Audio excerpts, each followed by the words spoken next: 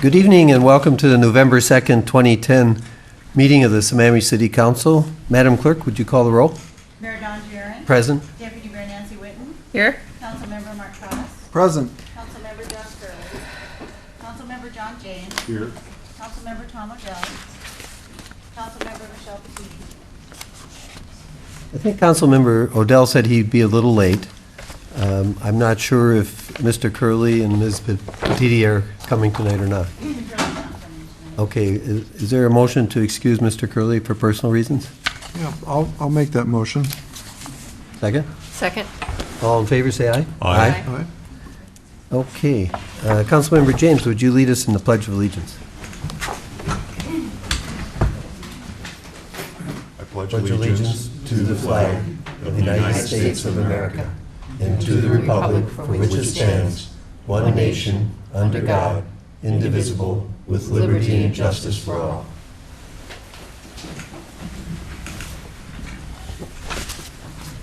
Next is the approval of the agenda. Do I have a motion to approve the agenda? I so move. I have, Mr. Mayor, I'd like to request a change to the agenda. Okay. In the interest of the people who came tonight who are interested in the school district ordinances, I'm going to ask that you move items from new business 5, 6, and 7 to right after the consent agenda. Okay, do we have a second for that? Second. All in favor, say aye. Aye. Okay, so we have a vote for the agenda as amended. All those in favor say aye. Aye. By your vote of 4-0, we have the amended agenda. Next are the student liaison reports. And our students, boy, they really are industrious and studying every night. Is one of them here? Oh, Just students, but not up here, huh? Are we supposed to go up there? Sure. Aha. don't we have little placards?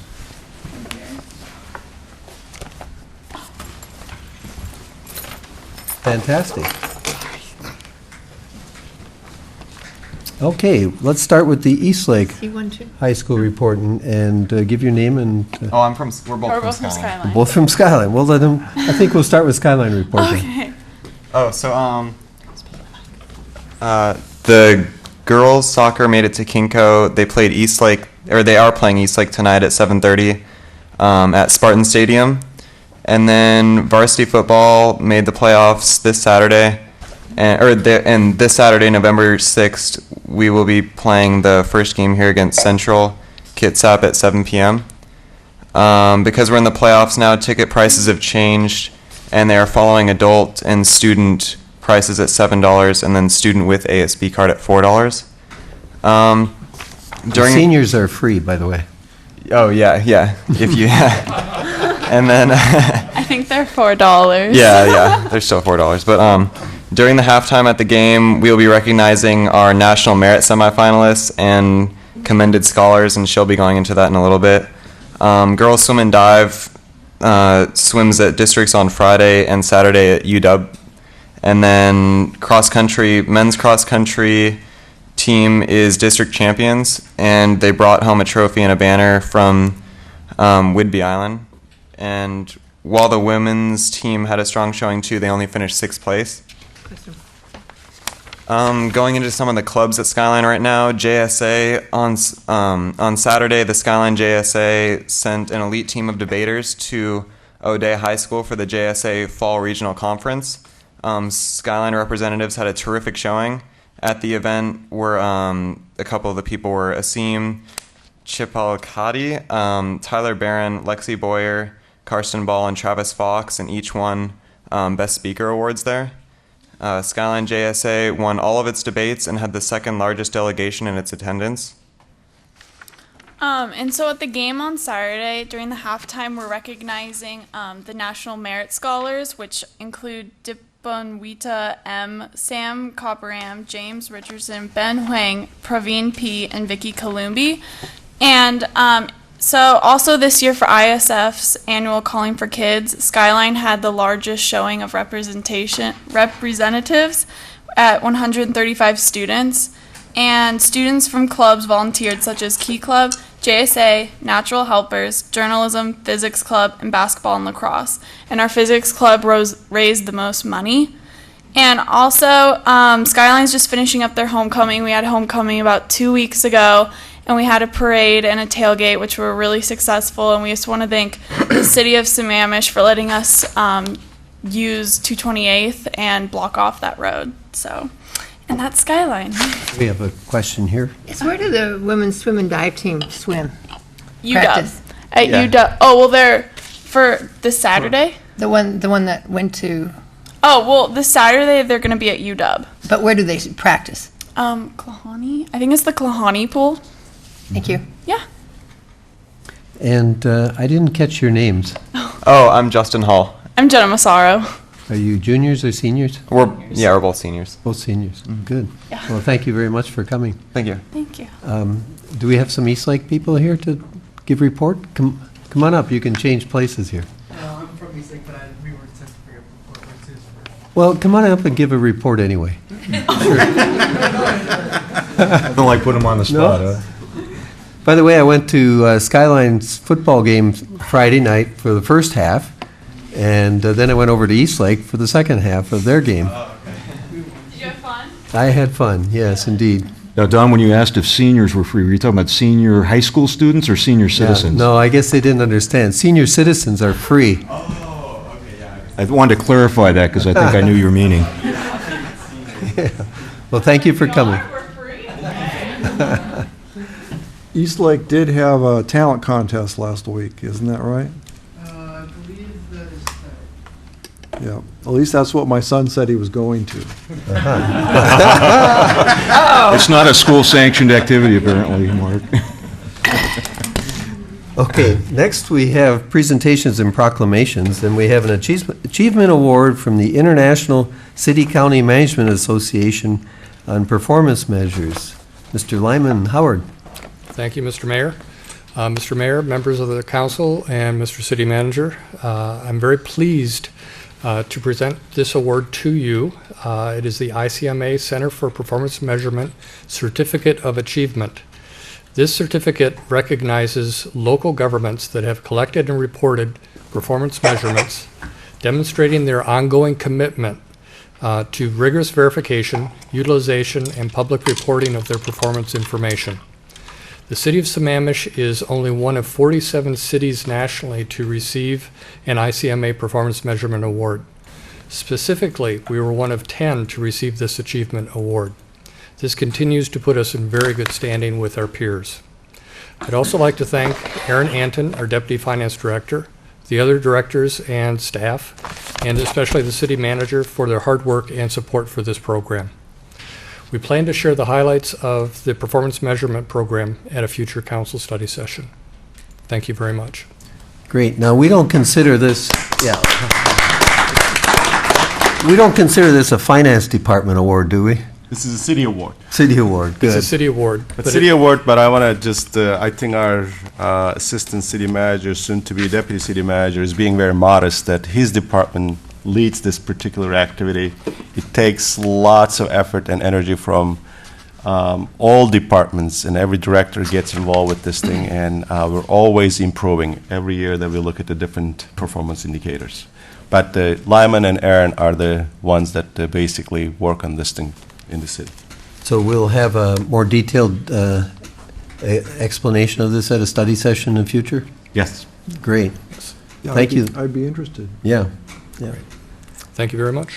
Thank you. And next, we have a proclamation for the American Diabetes Month, and I think I'll read this from here. And is there anybody here from the American Diabetes Society? No. A proclamation of the City of Sammamish designating November 2010 as National Diabetes Month. I guess it's designating as City Diabetes Month, huh? Whereas in the United States, nearly 24 million people, including 450,000 in Washington State, have diabetes a serious disease with potentially life-threatening complications such as heart disease, stroke, blindness, kidney disease, and amputation. And whereas an additional 57 million people in the United States are at risk for developing type 2 diabetes, and whereas 1 out of every 3 children and 1 out of every 2 minorities born today will face a future with diabetes if current trends continue, and whereas an increase in community awareness is necessary to put a stop to the diabetes epidemic, let it therefore be, now therefore, the Sammamish City Council does hereby proclaim November 2010 to be American Diabetes Month in Sammamish. And we encourage all Americans to recognize American Diabetes Month and join the American Diabetes Association's movement to stop diabetes and confront, fight, and most importantly, change the future of this deadly disease. Nancy. Can we get rid of cookies for the month of November? Okay, good idea. Seriously. Yeah. November 17 through December 15, no cookies at the city council. And no chamber. nines. Okay, next on the agenda is public comment. This is an opportunity for the public to address the council. 3-minute limit per person, or 5 minutes if representing the official position of recognized community organization. If you would state your name and address, and we start with Michael Schneider. Mr. Mayor, council members, Mr. City Manager, my name is Michael Schneider. I'm a board member of the St. Andrews Housing Group and a resident of Sammamish. Our group's address is 1775 12th Avenue, Northwest, Suite 102 in Issaquah, where Issaquah City offices have their offices as well. I'm here on behalf of the St. Andrews Housing Group to express our appreciation for the council's continued support of ARCH, a regional coalition for housing and affordable housing projects here on the east side. An investment in ARCH is a smart investment because it leverages additional county, state, federal, and private resources. Every dollar of ARCH funding leverages another $9 of financing needed to build affordable housing. In addition, the construction of new affordable housing provides a much-needed economic boost and creates jobs in our community. I serve on the board of St. Andrews Housing Group because I believe that having affordable housing is important for healthy communities. Our organization relies on the support from ARCH to bring this much-needed affordable housing to our community. With your help, over the past 20 years, our organization has been able to build 325 units of affordable permanent rental housing for individuals and families with low incomes in 10 separate communities within 5 East Side cities. On behalf of our organization and the over 900 individuals that rely upon this affordable housing, please accept our sincerest thanks for your continued funding for ARCH. Thank you. Thank you very much, Mr. Schneider. Mike Collins? Good evening, Council. My name is Mike Collins. I live at 2841 East Lake Sammamish Parkway Northeast. The first item I'd like to discuss tonight is ordinary high water. The city is currently undertaking a study. The points that my neighbors and I wish to continue to follow up on is that our highest priority is that the study follows the law.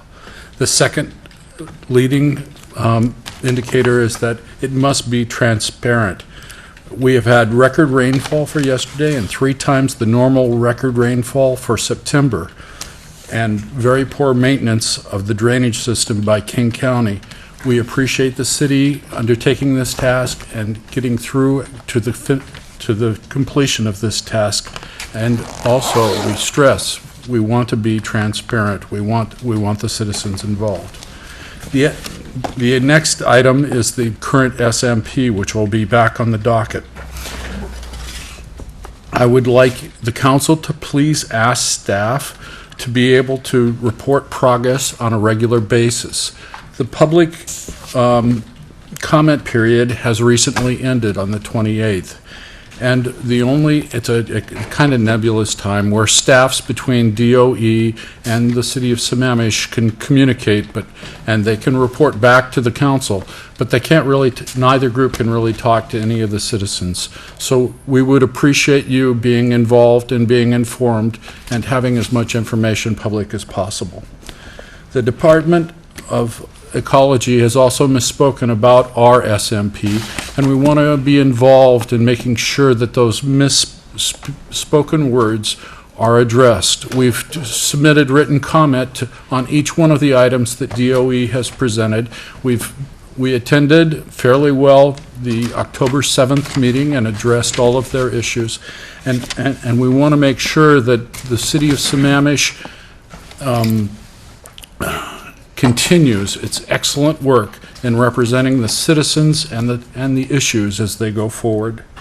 Number 3 is that myself and my neighbors will follow this completely through adoption, and we need your help to be able to have the information to be able to address issues as they occur. Thank you very much. Thank you, Mike. And Mr. City Manager, can we follow up on that and get regular reports from staff on it? Yes, we certainly can. To the extent that we know, we don't necessarily know all the ins and outs, what's going on in the ecology, their internal processes, but what we know, we'll share with the council periodically. Good, thank you. Ella Moore? Did you ask if he has an update? Good evening. My name is Ella Moore, 2731 204th Avenue Southeast here in Sammamish. I am a member of the subcommittee of the Sammamish Heritage Association, which is working to preserve the Freed House. And this is going to be brief. I first of all want to thank the council for taking the time to listen to us and having patience with us. I also want to thank the staff. We have received just wonderful help from them, and I think above and beyond the call of their positions. And I also want to thank you for having enough confidence in me to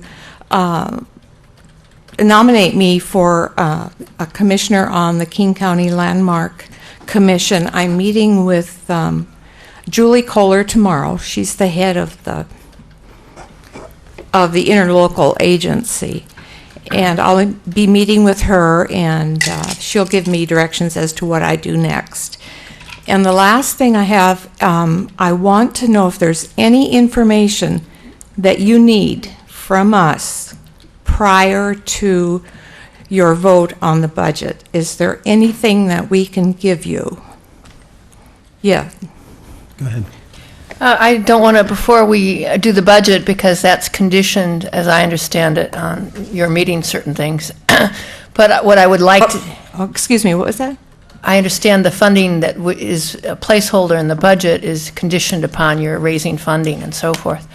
But what I do would like to see ultimately before expensive funds get dispersed on this is a business plan showing how much you think the entire project will cost and where you anticipate that the funding will be coming from. Again, I don't think we need that certainly before the vote, but I think before we actually come to any decision making on releasing funding, that is one thing that a good financial manager would be looking at. Is you don't just drop money into a Sure. bucket. You want to see. Sure, we understand that. We've given you some plans, but we can detail it more. Right. And- Well, you've given us the first part of it, I think. Right. And but twofold: the costs and where the funding's coming from. Sure, sure. And the funding, we can have that to you first part of next week in time for your... It's not necessary, I think, for the budget decision making. Okay, explain that to me. Could you explain that to me? Well, we've put a placeholder of $70,000 in the 2011-2012 budget. Right. And that's not saying we're going to spend it. It's saying Right. we have it available. So if a good, reasonable plan comes forward, we will take a vote as to whether we want to, say, match funds on the program. Okay. And Okay. so, for one thing, we're hoping that there's a way we can figure out how to use non-prevailing wages to move the house. Correct, correct. Maybe our city manager can expand a little bit on it. You don't have to do that for next Monday. I don't All think it's right. council's intent to have that plan within the next few weeks. But definitely, before you request any funding, any expenses to be incurred by the city, council would like to see that plan. All right, I have a question that I have to clear with the county and some of the people that handle the grants as to whether or not a commitment by you is enough of a commitment to allow that to be matching funds for their grants. That's something that I'll have to clear up. It is. It's in the, if the council approves the budget, it is in the budget, so we just need Okay. to work on the rest of it. Okay. Thank you very much. Thank you. Sure. Is there anybody else that would like to address the council? No? Sure, go ahead. Oh, I signed up on a different list. You don't have to sign up, just give, Oh, okay. give your name and address. Hi, we're from the Sammamish Symphony. I'm Merle Venter, and this is Miranda Thorpe. My home address is 3510 254th Avenue Southeast, Issaquah. The Sammamish Symphony operates out of the Performing Arts Center of the Eastlake High School. So we are a resident symphony of the city of Sammamish. As you can see, I've handed out to all of you the brochure of our group, as well as our annual budget and the budgets for 2 concerts, just to give you an idea of how much they cost, and also how much fundraising we do and what our annual budget is. Usually in the range of about $80,000. This year, probably closer to 90 rather than 80. We've dropped quite a lot of our expenditures. We've obtained students to come and help us with our marketing. For example, this brochure, the design and printing used to cost us $20,000. We now get it for free. So we've been working very hard to get the community involved in the symphony. We also run an auction every year to do fundraising, and of course that depends on the economy, and last year was not a particularly good year for us.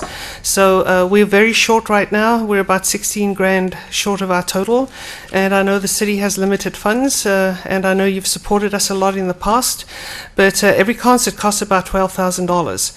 So $2,000 would be great, but a little more would be absolutely splendid. I will let Miranda tell you about some of the community involvement in terms of students. So the particular program that we are requesting funding for is to partially fund our Holiday Pops concert. We do put on 2 concerts at Eastlake on Saturday and Sunday. This year, I believe they are on the 11th and 12th of December.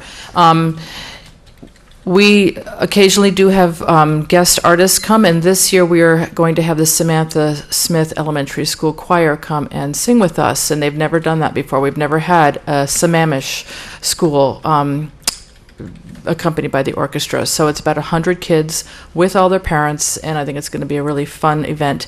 Also, it was suggested that we might want to have that televised on Sammamish City TV, and I think that would be a great way to honor the kids, to be festive holiday treat for everyone, and also leverage our marketing to the rest of the city. And it fulfills our outreach mission for outreach for kids.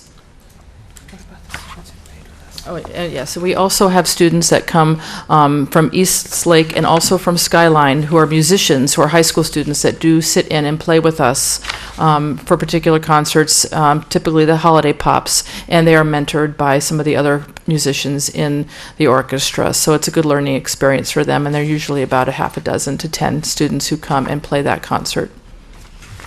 Good.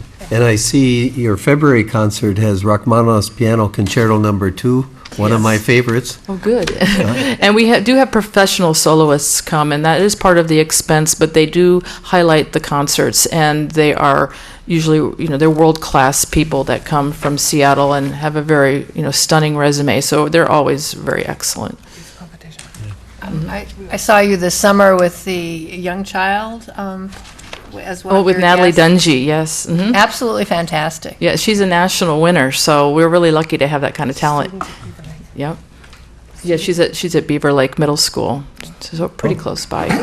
And we also do continue to do our youth concerto competition, and that will be again in January, which we will feature the winner in April, and that attracts students from all over, including the Plateau. Great. Mr. City Manager. Thank you, Mr. Mayor. I want to thank you for being responsive to Council's request. At the few meetings ago, Council asked you to bring your proposed budget. I really appreciate the detailed work that you put together to bring this information. I also want to thank you for being the Sammamish Symphony. There aren't that many cities on the east side has their own symphony, and I had a pleasure to attend a couple of your concerts. I urge the citizens to support this organization. This is a very precious thing for our community. Thank you. Thank you very much. Thanks a lot. Is there anybody else that would like to address the council? Oh, then we're on to consent agenda. And the consent agenda has the payroll for the period ending October 15th in the amount of $251,020.55, and approval of claims for the period ending November 2nd in the amount of $3,264,209.47. Do I have a motion to approve the consent agenda? So moved. Second? It's been moved and second. All those in favor say aye. Aye. By your vote of 5-0, it's approved. Next, we come to the new business section. Mr. Mayor, we're going to have a very brief report on this. Oh, you're going to the No, straight to we're gonna the skip- impact fees. Yeah, to the impact fees first. Number 5 is the Issaquah School District. Cameron? Right, and Mr. Mayor, I think we can handle the 3 impact fees as a group here, and I'll just gotta give a couple of slides to give you an introduction, and then I'm happy to answer any questions. This is an annual thing for us here. My goals for tonight to give you a brief overview of the system, describe the changes that will be applied for next year for each district's impact fees, answer your questions. Tonight is just the first reading. Your second reading will be in 2 weeks. Remember, impact fees help those districts recover the cost of providing facilities to serve new growth. Districts build or expand schools for additional space to serve that growth. We've been fortunate to have a number of school construction projects in Sammamish in this last few years, most recently Creekside Elementary and Issaquah School District. Under the Growth Management Act, the city can charge impact fees for 4 different types of facilities. Schools are one of them. The fee formula, just to go through a couple of broad bullet points on this, there are 3 districts in the city. A very small portion of Snoqualmie Valley was acquired in the Camden Park annexation, you remember for a few years ago. Impact fees are individual and based on each district's individual capital facilities plan, reflect their own standards of service, their own specific facilities and costs, and their own changes in student demand. The formula, though, is common, and it's found in our own city municipal code under 21A.05. So each year, the district has the opportunity to amend its fee to reflect its ongoing capital facilities plan. They all use the formula, though, in 21A.05. So for Issaquah this year, you can see their current and proposed fees, relatively modest changes in the single family, that's what SFR, single family residential unit, and no change in multifamily. For Lake Washington, again, a slight drop for each single family and multifamily. And then for Snoqualmie Valley, a larger increase for both a single and multifamily. Unique thing for Snoqualmie Valley, since that's a new district for the city, we're proposing that the council go ahead and adopt the capital facilities plan, as you have done by reference for the other 2 school districts. That's kind of a housekeeping item. Isn't the Snoqualmie Valley areas that we adopted fully built out?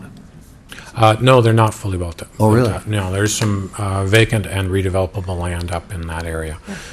Camden Park itself and the 2 neighborhoods, in addition to Camden Park, that were lead for the annexation are built out, but to the north of that, there's some undeveloped land. And Eldera and Montaigne are built out. They are built out, that's correct.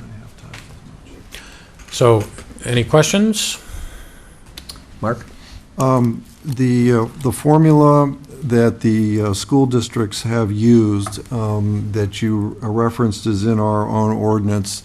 They usually use their formula to calculate the impact of a single-family or multifamily unit, and then have asked us to have to impose an impact fee of 50% of the total cost of providing the additional school. That's correct. Facilities. That's the way the formula was built, and it's been that way since the county had originally adopted it back in the 90s. We inherited that, and we've kept that formula the same. My understanding that is commonly applied across other cities. You certainly ask the districts if there is any variance there. And, I'm not sure that I can give you a full history of the 50%, but I believe it was both a policy and political decision to do that as a reasonable multiplier when that was first adopted. We've kept it each year since then. I don't think we can do much about it, I'm afraid, because our code is the way it is. But if the council wants to look at that, we'd have to add that to the work program in the future. I didn't want to argue about it. I just wanted to note for the audience that the impact fees that we're collecting are for an estimate of half the cost of providing the additional school facilities, and that the rest of the cost is up to the school district through their regular other funds that they can get, so that if they calculate with a single-family house an impact fee of $6,250, somewhere there's another additional $6,250 related to that individual house that's being added to the community that they're in fact out looking for to provide that additional fractional amount of school facilities. I think that's accurate. Nancy, then Tom. I have two questions. One at Snoqualmie. We've heard in the past about how different jurisdictions within Issaquah, like Renton, for example, charge less than impact fees than we do. So that's one of our options, but I've never wanted to go there personally. Also, that Kirkland doesn't charge any in Lake Washington District. What is, do the other jurisdictions within the Snoqualmie School District charge? Do any of them charge less than the 50%? I think we should probably ask the representative from Snoqualmie to answer that question. I think there is some variance out there amongst cities. Remember, this is something we can do under GMA. We're not mandated to do it. We've adopted a code that prescribes how. So we have to follow that for Sammamish. I don't think the council has much choice about that in this case unless you want to change the code. But let me ask Ryan from Snoqualmie Valley to give you the information on the specifics for that district. Hi, good evening. Ryan Stokes with Snoqualmie Valley School District. We have presented to both the cities of North Bend and Snoqualmie, and the city of North Bend has passed at a 50% level, and city of Snoqualmie is still reviewing the plan. But what have they done historically? They've approved as is. We're under a bit of an interesting dynamic out there because of the quick growth, in that our fees have been very fluctuating greatly based on the building that we've been doing. So they have questions on that we're answering, but it's a very formulaic number, and it's based on the increase for the current year is based on a new middle school. Thank you. I have a question for you. Where do the students from Camden Park area go to school? Sorry, I'm a little new to the district. I replaced Ron Ellis a few months ago. I believe that they would attend Fall City Elementary School, Chief Caneham Middle School in Fall City, and then they'd attend Mount Si High School. So then the school bus must come up 202 and then up 244th to pick them up. I think that's right. And that neighborhood, if you recall, had that small portion that's in Snoqualmie Valley. Some of those neighbors had actually petitioned the two districts, Lake Washington and Snoqualmie Valley, to consider a boundary change. I don't know what the status is of that. I assume it's status quo, at least at this time. So. Mm-hmm. What about that little neighborhood, Rosemont, or whatever it's called? Rosemont's at the very north end of the city. That's in Lake Washington. That's in Lake Washington. Okay. Thank you. Is there representatives here from the other districts? They are here. Maybe we could ask them the same question about the other cities. Isn't that what you wanted? Mm-hmm. I wanted it with Snoqualmie.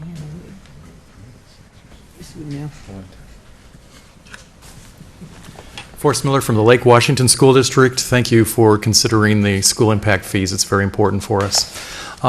In terms of the impact fees, we do get the impact fees that we are stating, like this year, from both King County and the city of Sammamish.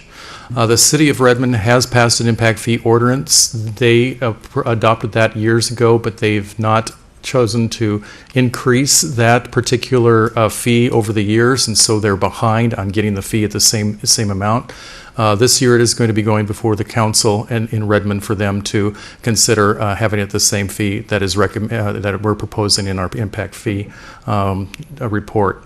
And then lastly, Kirkland has not adopted an impact fee ordinance, but we're working with the council now, and they're considering putting that before them this winter. Good. Thank you. Thank you very much, Forrest. And Issaquah School District?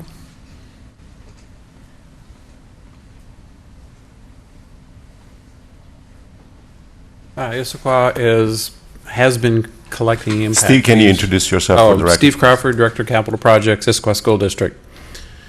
The district has been collecting impact fees from all of our jurisdictions, and that's been going on for any number of years, and has had an agreement with the Issaquah Highlands that funded the school up there on the sales of the parcels within that planned development area. So all the cities are collecting at the same rate, are they? Renton has made some modifications in the past, and last year was the first time that they've accepted the full amount. Oh, good. Great. Tom, you had a question? I do. This is a subject I really honestly don't know a whole lot about. In fact, I've learned more tonight than I probably knew walking in the door here. But the one thing that struck me as I went through the information, well, two things. First of all, the wide variance between the school districts for essentially the same service, I guess. And the second thing is the fact that Issaquah has absolutely no impact fee for multi-family dwellings, which I found to be a little odd, but particularly after I got to the next two and found that they had it. So Cameron, can either you or the gentleman from Steve? Well, I'll have the Steve us answer the Issaquah portion, but I'll try to answer your first part of the question, why the fees are different for the different school districts. The impact fees are driven by the capital facilities plan of each district, and each district's needs are different. Some is building elementary school, some is building elementary school, middle school, and high school. Depends on what the district needs are. It's kind of similar to our transportation impact fee ordinance that Tom. So that's why you see the difference. So I'll let Steve respond to the specific Issaquah question. Well, it really is a formula that's developed by the county. It's the same formula used by all districts. It's the input data that varies from district to district. One of the factors that varies from district to district that does have an impact on the impact fee is the per capita student generation rate. And those are rates that districts calculate from the students that are coming out of the various different developments. We happen to find that our student generation rate out of multifamily housing is very small. And that, coupled with the rest of the criteria in the formula, which are very much the same, we just come out to zero. That's just the way it calculates out. Okay, thank you. John? I had a question. We just passed a town center zoning rules and regulations, and part of that component is affordable housing. And anytime you throw impact fees on top of building costs, it makes the homes less affordable, not more. I don't think it's going to affect the Snoqualmie Valley School District, but if we made an exception to affordable housing, would that put a crimp in the whole program here? We have some agreements in cities that allow for not collecting the school impact fee for low-income housing units. The same holds true for senior housing units. And would Lake Washington be the same? Yes. There was a head nod, yes. Okay, any other questions? No? Thank you very much, Steve. And this is a first reading. The second reading is on the 16th. Nancy? I had one comment, too. In past years, the 50%, the county uses the same formula, and it's really kind of the lead looking into over their shoulder on this. And they have in the past actually questioned, as I understand it, some of the impact fees. So they're the one we kind of rely on their input to closely scrutinize the fee and the basis. Well, maybe for it. I can just expand that a little bit. The impact fee statute clearly prohibits 100% charging of impact fee. If you remember that we went through that discussion, our transportation impact fee too. However, that doesn't mean that you cannot charge up to 98% or 99%. So one of the reasons why it's not 100% because the statute clearly states that we cannot charge 100%. In terms of the charging at 50% and 60%, 75%, I hope that one of these days we'll get the consistency across this jurisdictional boundary so we all collect the same level of impact fee. I know that's what the school districts desire to do, and I think we need to work that with the other cities to make sure that we make it happen. Good. Thank you very much. So that's items 5, 6, and 7. Now we go to item 2, which is a continuation of a public hearing. And this ordinance, the second reading and continuation of public hearing relating to siting of wireless communication facilities. Can I do a very brief staff report on this one, Mr. Mayor, because the council's meat of the discussion and action is going to take scheduled to be on the 9th of November. Mm-hmm. Thank you, Ben. I'll just go through a handful of slides. Goals for tonight to review the process to date and the potential amendments that are coming from the council members. You need to reopen your public hearing, take public comment, and then we're recommending that you continue that public hearing one more time to November 9th, and then provide staff with any final direction based on both the staff presentation and any comments you get tonight during the public hearing. You can see this is the path we've taken to get here. We're almost at the end, so we'll keep our fingers crossed we get to the finish line in a week's time. We've proposed to put our amendments in 2 categories, and I'm sorry this is not showing all that well on the, maybe someone could turn down the lights a little bit so that the audience can see this, because some of the wording I have is in color. Category 1 are amendments that are within the 4 policy areas that the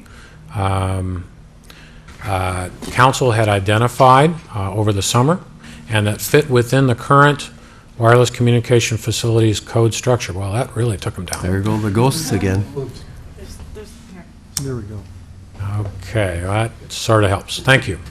Category 2 are some additional policy or regulatory proposals that we're finding hard to fit in the current code structure, and if the council wants to pursue them, that may be an additional item that we would add to the work program. So I'll start in with the first one in the category 1. These are the ones that fit into the existing code structure and that are in the policy areas that the council had identified. The pole height of the antenna support structure. So you can see on the slide, I'm going to start in the upper left with the problem statement, move down to the lower left and tell you what's in the current code, and then over to the right where we've listed, summarized if you will, the potential amendments. Before I go through this, just a program note in terms of process. This afternoon we sent this PowerPoint and some code language that implement these amendments to the council and to the city clerk, and they were also provided to some of the folks who have been testifying so far to the council during this public hearing process. Obviously, that's not much time for anybody to have really digested and commented on them. That's part of the reason why we suggested that the council continue the hearing at least one more week, so everybody will have a chance to see this material and comment on it more effectively. I know in the audience we do have at least some members of the wireless provider community, and we're trying to stay in touch with them so that they can see what's coming down the pike. So, on the pole height, that's been an issue that the council has been focusing on. What we heard as the problem statement is that there was no upper limit in the code in our existing regulations. So reminding you what's in the current code, we have a system where height increases up to 40 feet would be allowed with a simpler administrative approval. Above 40 feet requires a conditional use permit, or CUP. Now remember, these are poles within our right-of-way. And I want to make that very clear before we go further. We have 2 kinds of land in the city, in a sense. One is our city right-of-way, where most of these facilities have been located. Those are not zoned areas. We do not apply the city zoning to rights-of-way.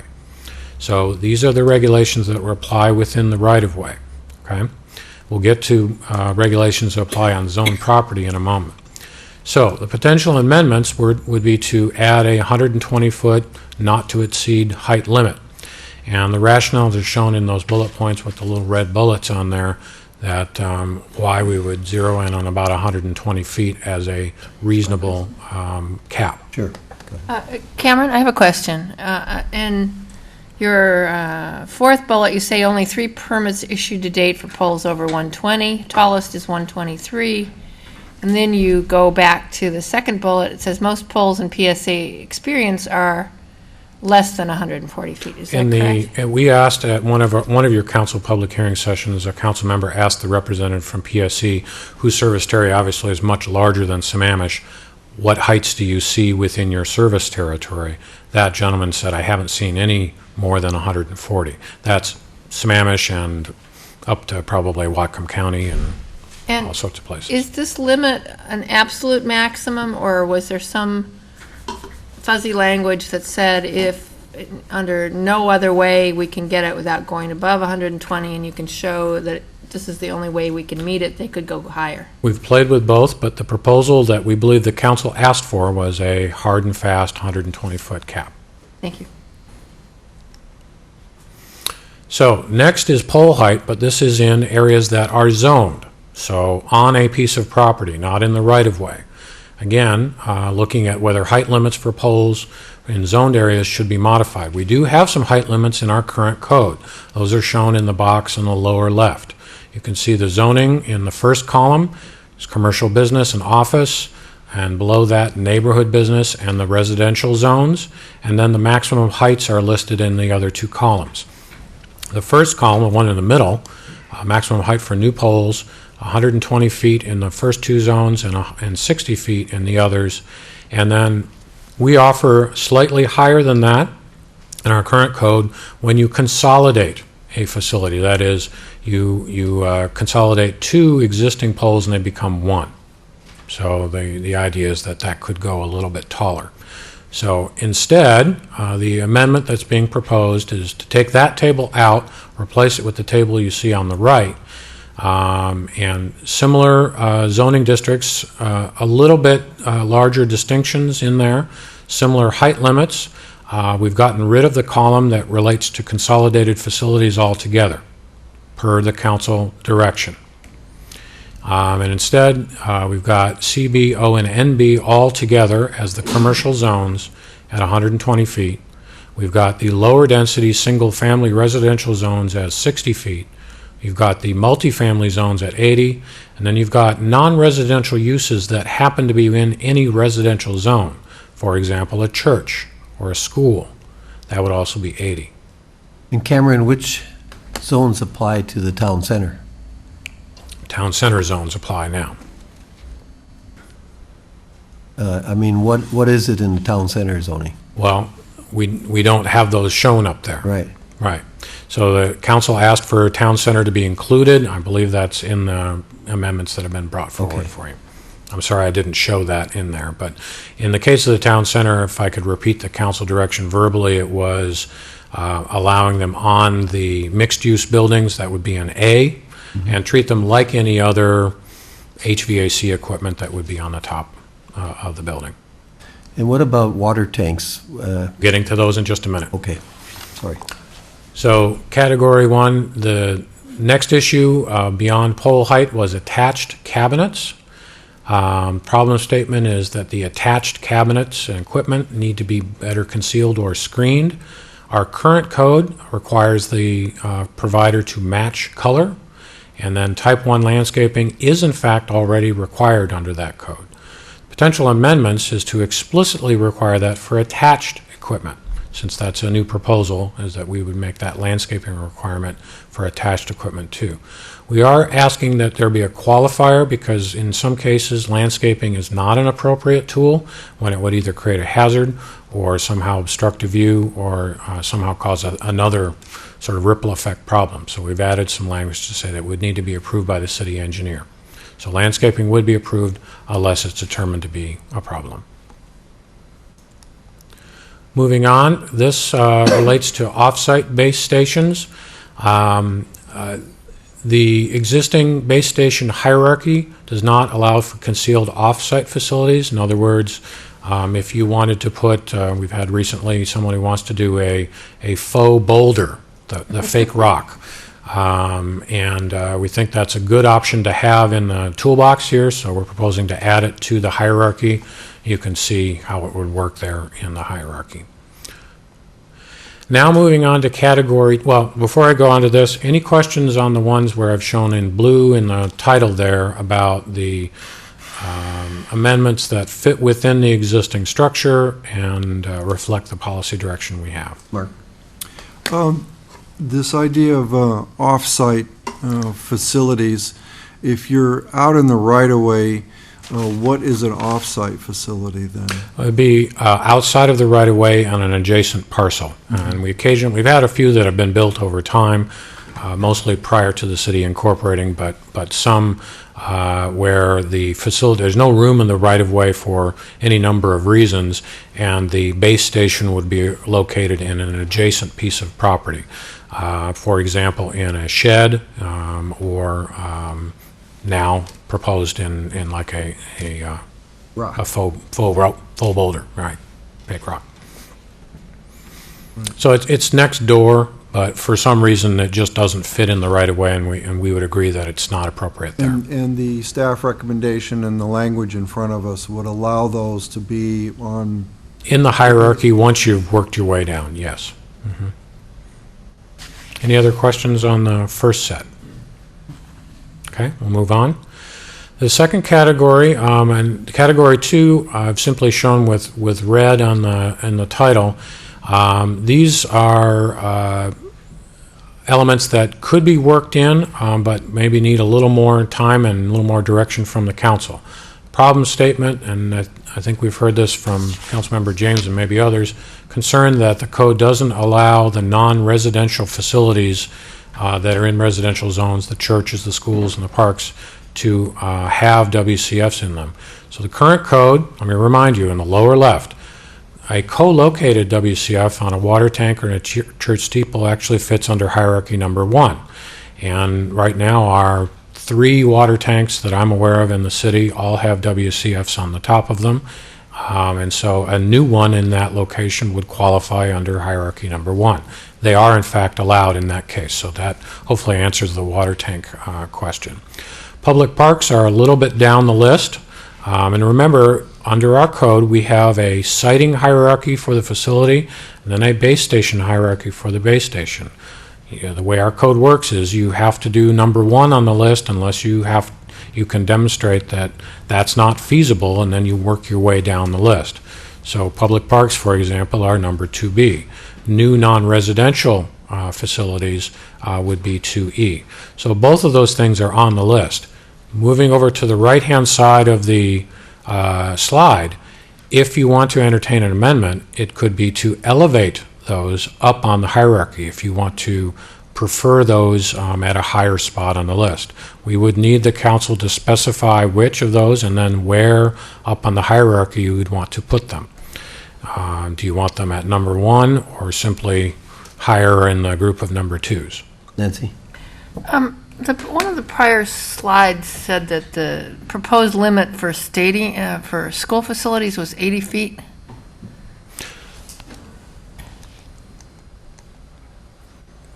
Non-residential uses in R1 to R18 zones, that's the proposed height limit based on the council direction we heard last week, yes. So what are the current height limitations for or what are the current heights for the lights on the stadium at Skyline? Are they over 80 feet? Those would be, I think, well over 80 feet.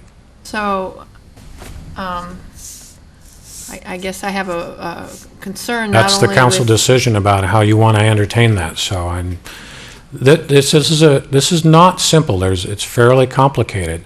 We are reflecting the council direction that we had from 4 council members last Friday in 2 meetings. We invited all council members to attend. We got 4 out of 7. This reflects the ideas we heard from the four, and our best shot at trying to reflect those. Those in were the- at different meetings, right? In 2 different meetings. We offered 3 meetings during the course of the day. My feeling is that if the light poles for sports activities are going to be over 80 feet, which I believe they are, aren't they, at all the stadiums, then we should be putting a height limit for where there's otherwise a height for lighting and poles. So I appreciate it. I'm going to ask the staff to take notes on this. As we go through this, I would suggest that you're not yet in deliberation mode. You're in question and answer mode, so we will take that as a potentially necessary amendment if the rest of the council wants to consider that. Yeah. John? My understanding was on the 80-foot would only be for co-located facilities, meaning there was more than one carrier on them, because the idea would be to pull them out of residential low-density areas into single locations. Well, that wasn't clear to us, so if that's another amendment, then we'll have to figure out a way of putting that in.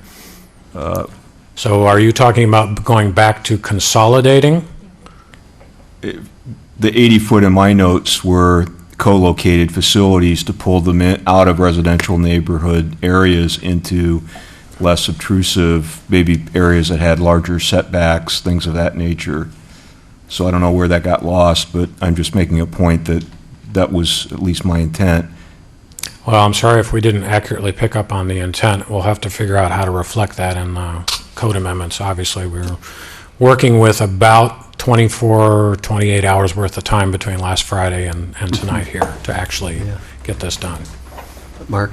I wanted to, I guess my question is for John James, is to understand a little better how the 80-foot limit, which I understood was simply to put a limit of 80 feet on these residentially zoned areas and as reflected here on non-residential use in the R1, R18 zones. How was putting an 80-foot limit on co-located facilities going to make or encourage their location in one place or another? I'm not connecting your suggestion and how it's going to influence cell companies. The higher the poll per the representative, the broader the reach, so they could reduce costs by going to slightly higher through co-location. If they only had 60 feet in a certain area, they would be incentivized to go to 80 in an area that wasn't central to a neighborhood and maybe go a little farther away. So that's the idea, but of having 60 in residential areas like the R1 to R8, but then allowing them to go as high as 80 if they do co-location, is that right? Only in higher density areas or non-residential use in residential areas like parks and so forth. So you would suggest it would still be 60 in R12 to R18, except if they co-locate? Is that what you're saying? Correct. And in one of these areas, it's either the higher density or in like parks or? Right. Okay. I mean, I'm just looking at my notes here, and that's what it said. Mhm. I mean, whether you agree with that or not, I guess is another. No, I just Yeah. wanted to understand it. Sure. I can see some incentive, how your proposal incents the cell companies to want to find sites so they could go a little higher, they could go from 60 to 80, and they could also do that by either going to a couple of particular areas, and I appreciate that clarification. So when you say co-locate, that means getting two companies to agree to put their facilities on a single pole? Either you'd have to have a combined proposal if, to do both at the same time, or there had to be one there already. Yeah. Well, co-locating is different than consolidating. Co-locating is different than consolidating. Nancy?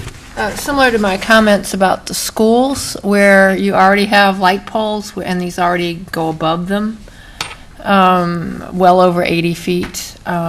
I would like to see some kind of an exception to increase the height limit, like for a church on a steeple that's more than 80 feet? Do we ever have any? Yeah, and I mean, Emily- there are some circumstances where, Yeah, I think I can actually give you a pretty quick answer to that, because I didn't answer your question particularly accurately before, or not fully.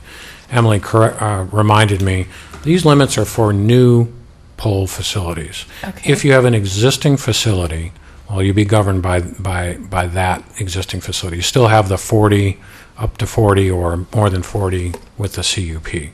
So, for example, the light pole facility at the Skyline High School across the street that has a WCF on the top of it, if that light pole was there today, and let's say it was 90 feet tall today, they could propose to increase that up to 40 feet.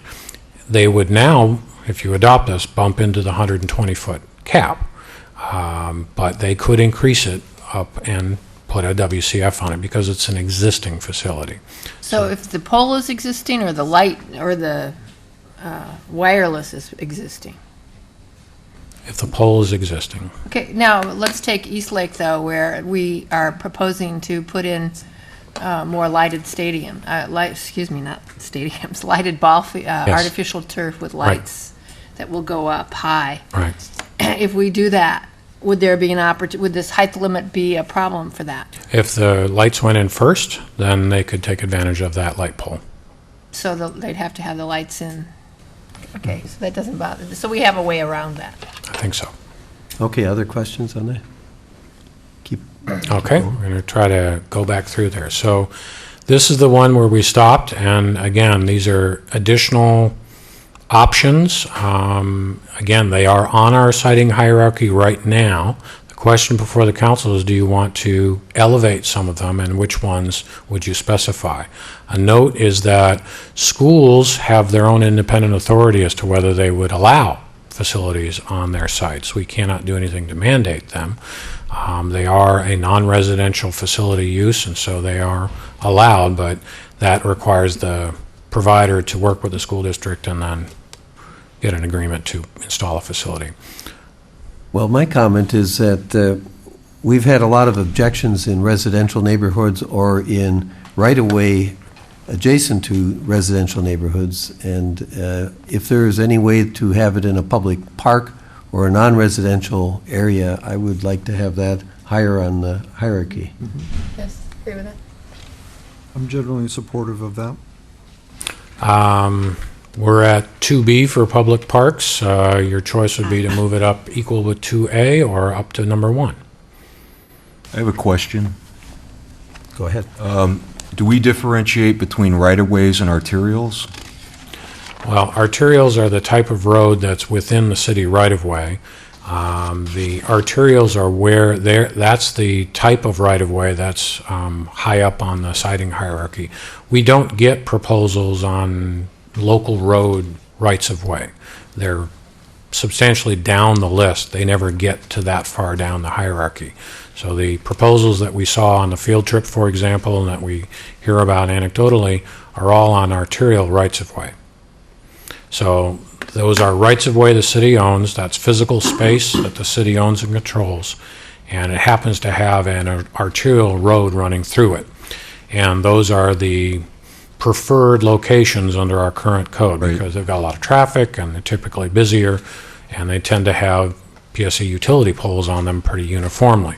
Working your way all the way down, you'd have a local road, which has very little traffic, certainly has a much more quiet residential character, may even have buried utilities as opposed to elevated utilities, so they are not good candidates for new WCF facilities. So we tend to see them on arterial rights-of-way, because that's up at the top of the hierarchy. So the controversial one in Trossachs is on a connector arterial? It's either connector or primary, and Trossachs minor? Okay. Minor. I guessed. So the question you ask is, would we like to consider the public park going from 2B to 2A or 1? Correct. And I can't remember now. 1 is which? One is, Emily, one is arterial rights-of-way. One is concealed WCF that is attached, WCF provided that is attached attached to an existing antenna support structure within classified arterial rights-of-ways or attached. Emily, you need to come up here. So it's arterial right-of-way, co-located with another facility, or the BPA large transmission line. Those are the three things that are at number one. Okay. And 2A? 2A is, Within existing, it's a new facility as opposed to an existing facility, also within an arterial right-of-way. I would feel comfortable with the public parks being up as a 2A. I think What's that- currently 2B, though? That is public parks? That's public parks. So public parks, public open space, other publicly owned land is on 2B.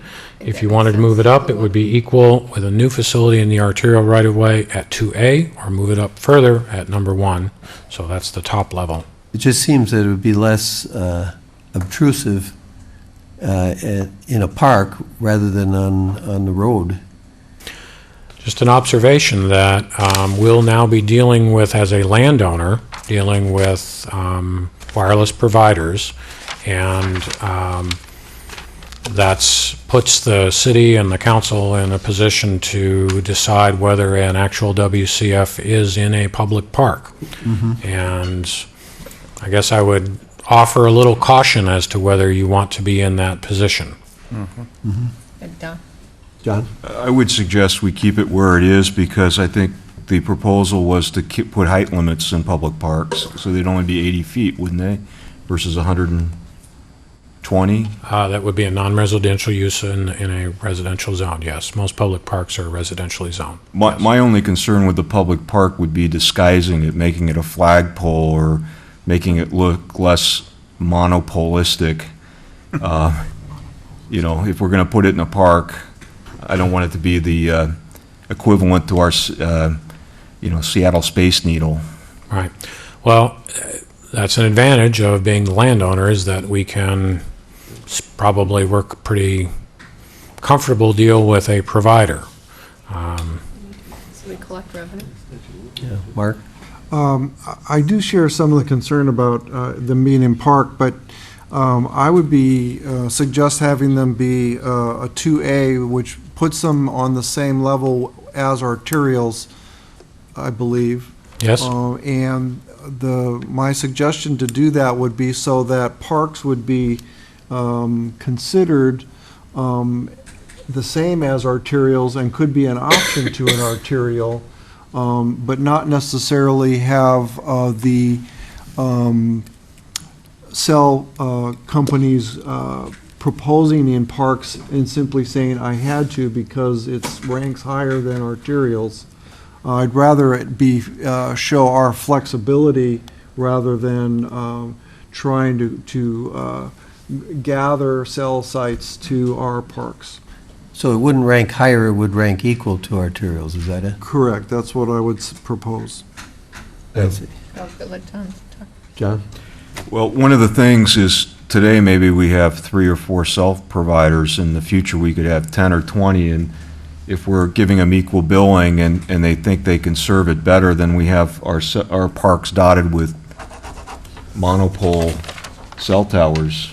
Is that a possibility? Sure. And I'm not sure we want, the public right-of-ways already have power poles on them. These are for new poles. New poles only?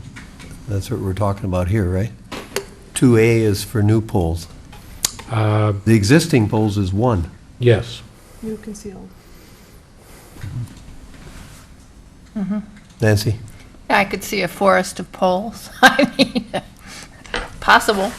I would be concerned about elevating it because the setback on parks is only 20 feet. And most of our parks are surrounded by single-family home neighborhoods.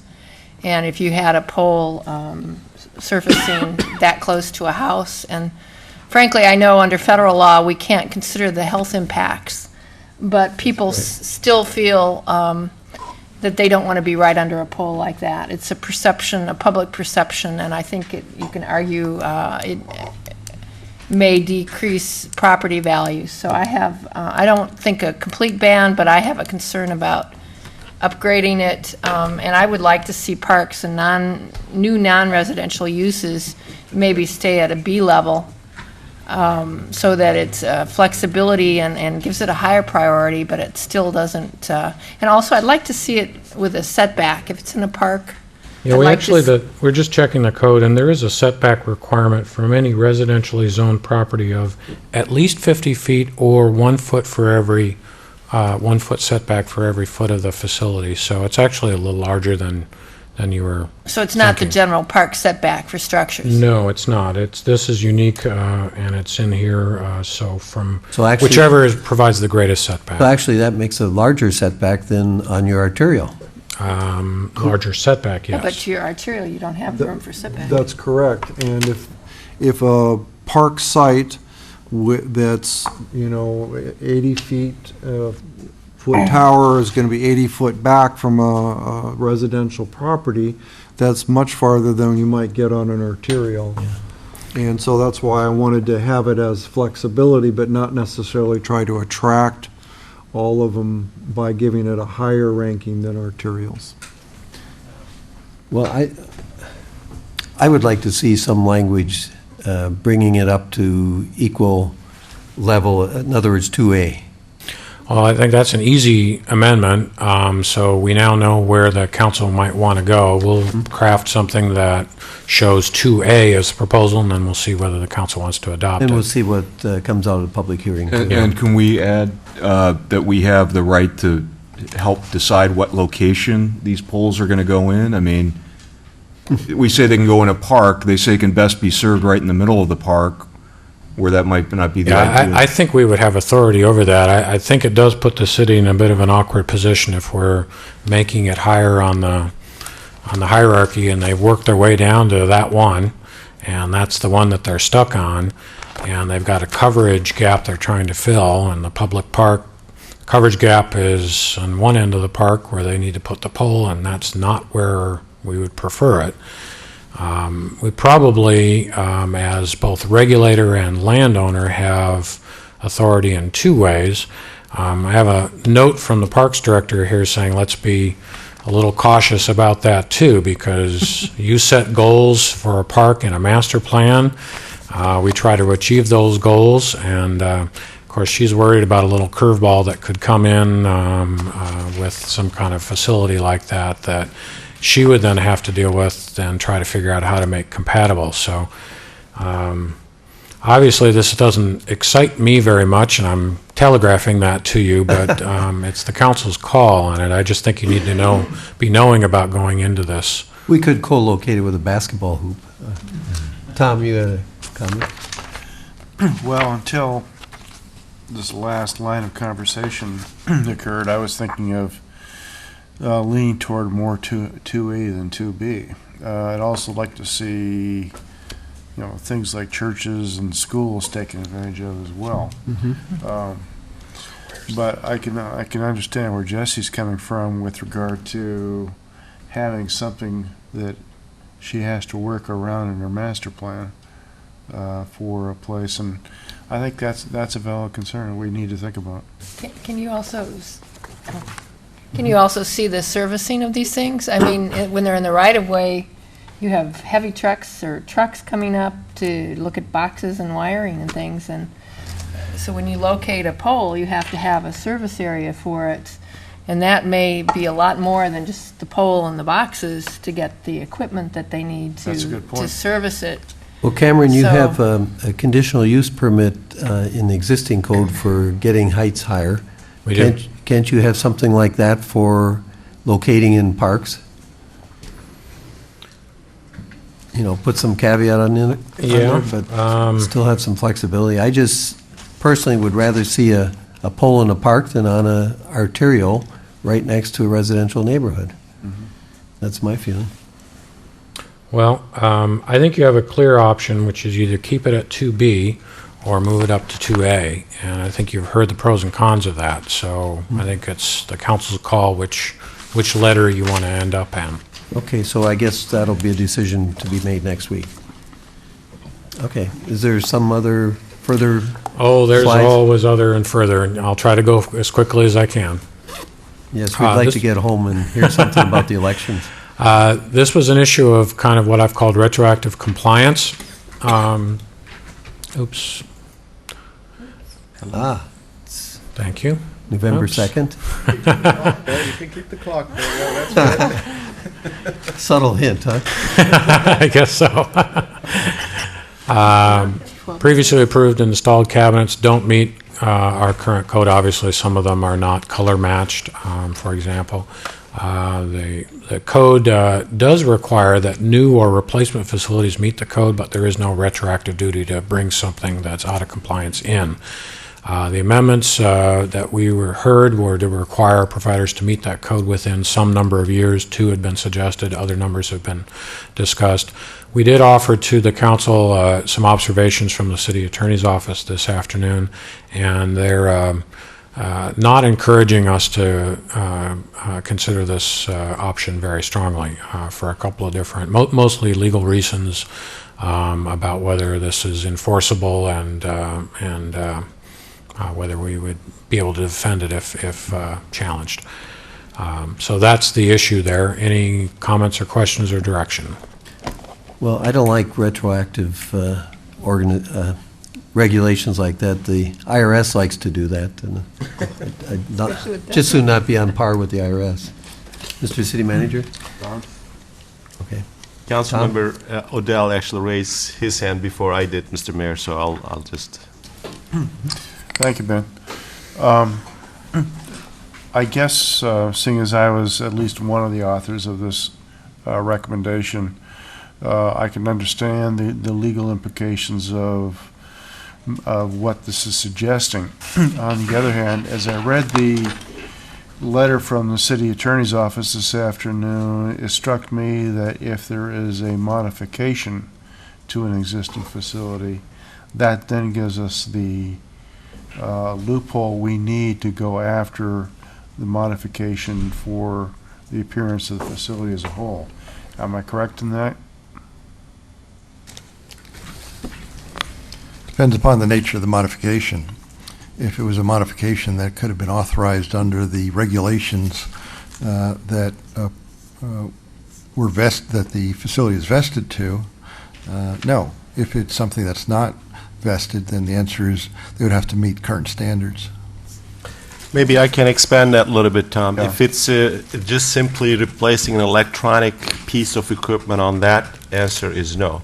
But if it is just to replace the existing pole with something else that necessitates a new permit, then the answer to that question is then they will be subject to new requirements, which actually then addresses your issue. What if they're switching an antenna array? I'm sorry? What if the change is to an antenna array on the pole? I don't think that would necessitate a new permit there. Typically, we allow maintenance and repair without a permit. Replacement, if they're not increasing the height of the pole, I'm not sure would trigger a need for a permit. So we have already permitted the facility, including the antenna in that location.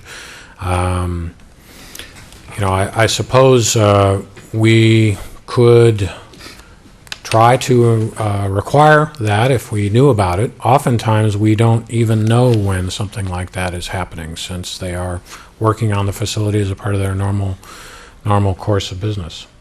My point is that if they are going to do a substantial modification of an existing facility, and I know substantial is a squishy term here, but if they are doing something like changing an antenna array at the top of it, if they are adding to or changing the routing of the conduit that's already on the pole, I think that gives us an opportunity for making a requirement here.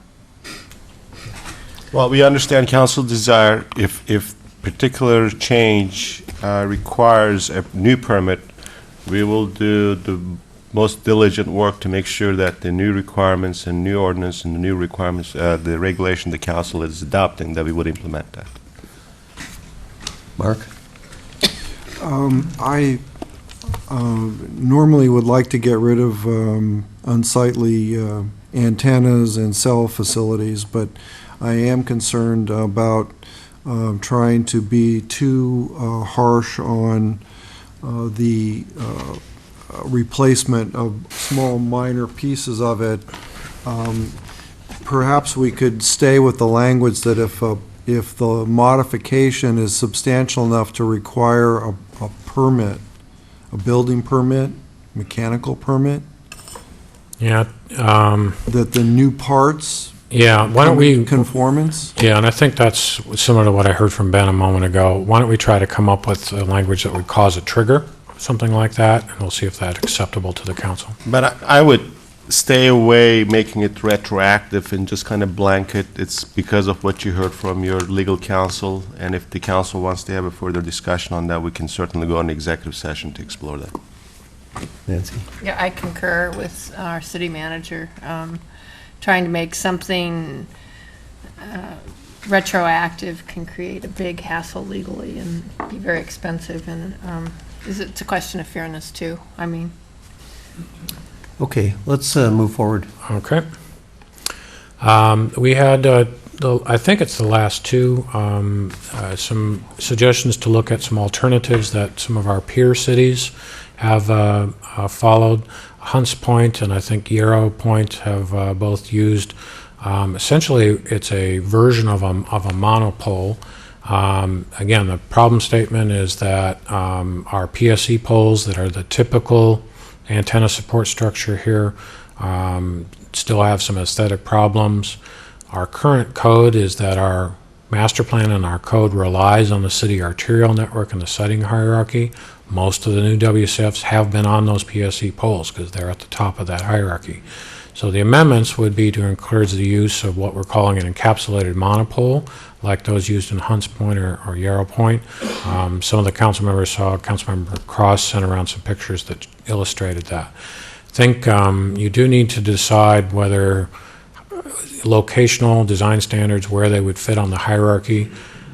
Staff observation is it probably still results in some additional poles. We're a little worried that it might result in something similar to Trossachs.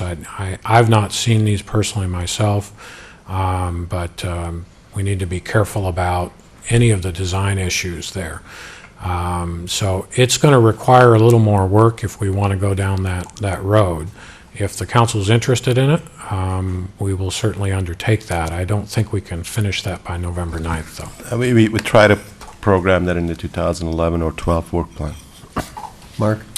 The reason I forwarded photographs is because I do think the photographs speak to the visual impact, and having a pole that's 18 inches in diameter and 80 feet tall, painted dark green, is very different than a big metal galvanized pole with various antenna array extended out from it.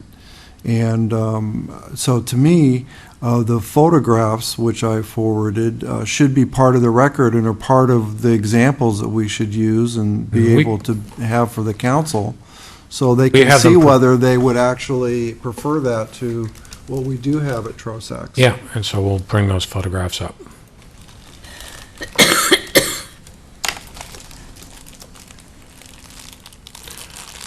So, Mark, you may want to even lead us through this. This is a pole you're looking at that's in the city of Medina, I believe. No. Yarrow Bay. Yarrow Point, I think it's. not Yarrow It's Bay. Hunts Point, I think this is like 92nd.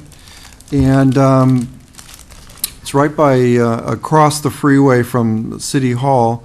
And it's simply an extension of the metal pole, but it's round in nature and simply looks like a taller pole, but it doesn't have additional antennas hung outside of it. The antennas are actually inside the cylinder. Which one are we looking at? The one with the stop sign on it or the other one? Actually, both of them are, but the one you're looking at to the left is in fact an antenna. And it's a straight light.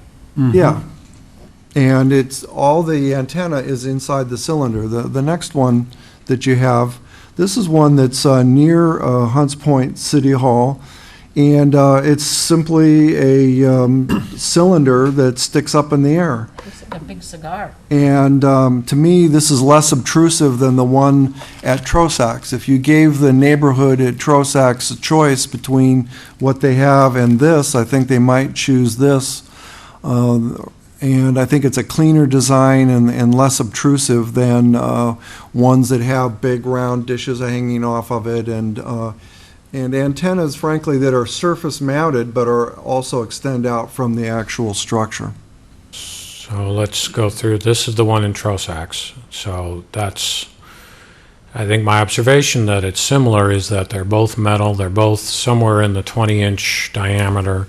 One is painted probably a preferential color, that kind of dark green or brownish green. Mhm. And I think Mark is correct that the Trosax one does have antenna array at the top. So the one in Hunts Point has the antenna array inside.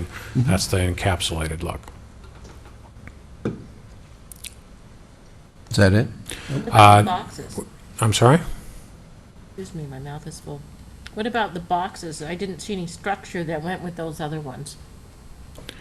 I'm not sure I have a good photograph. You know, I There's all didn't- trees, so. Yeah, this one was actually next to a tennis court in the park, and I was on the Looks trail. like they do have a box on the I was one. walking on the public trail that's next to it, but it had trees next to it, and I didn't see where the actual utility box was. So I can't comment on that part of it.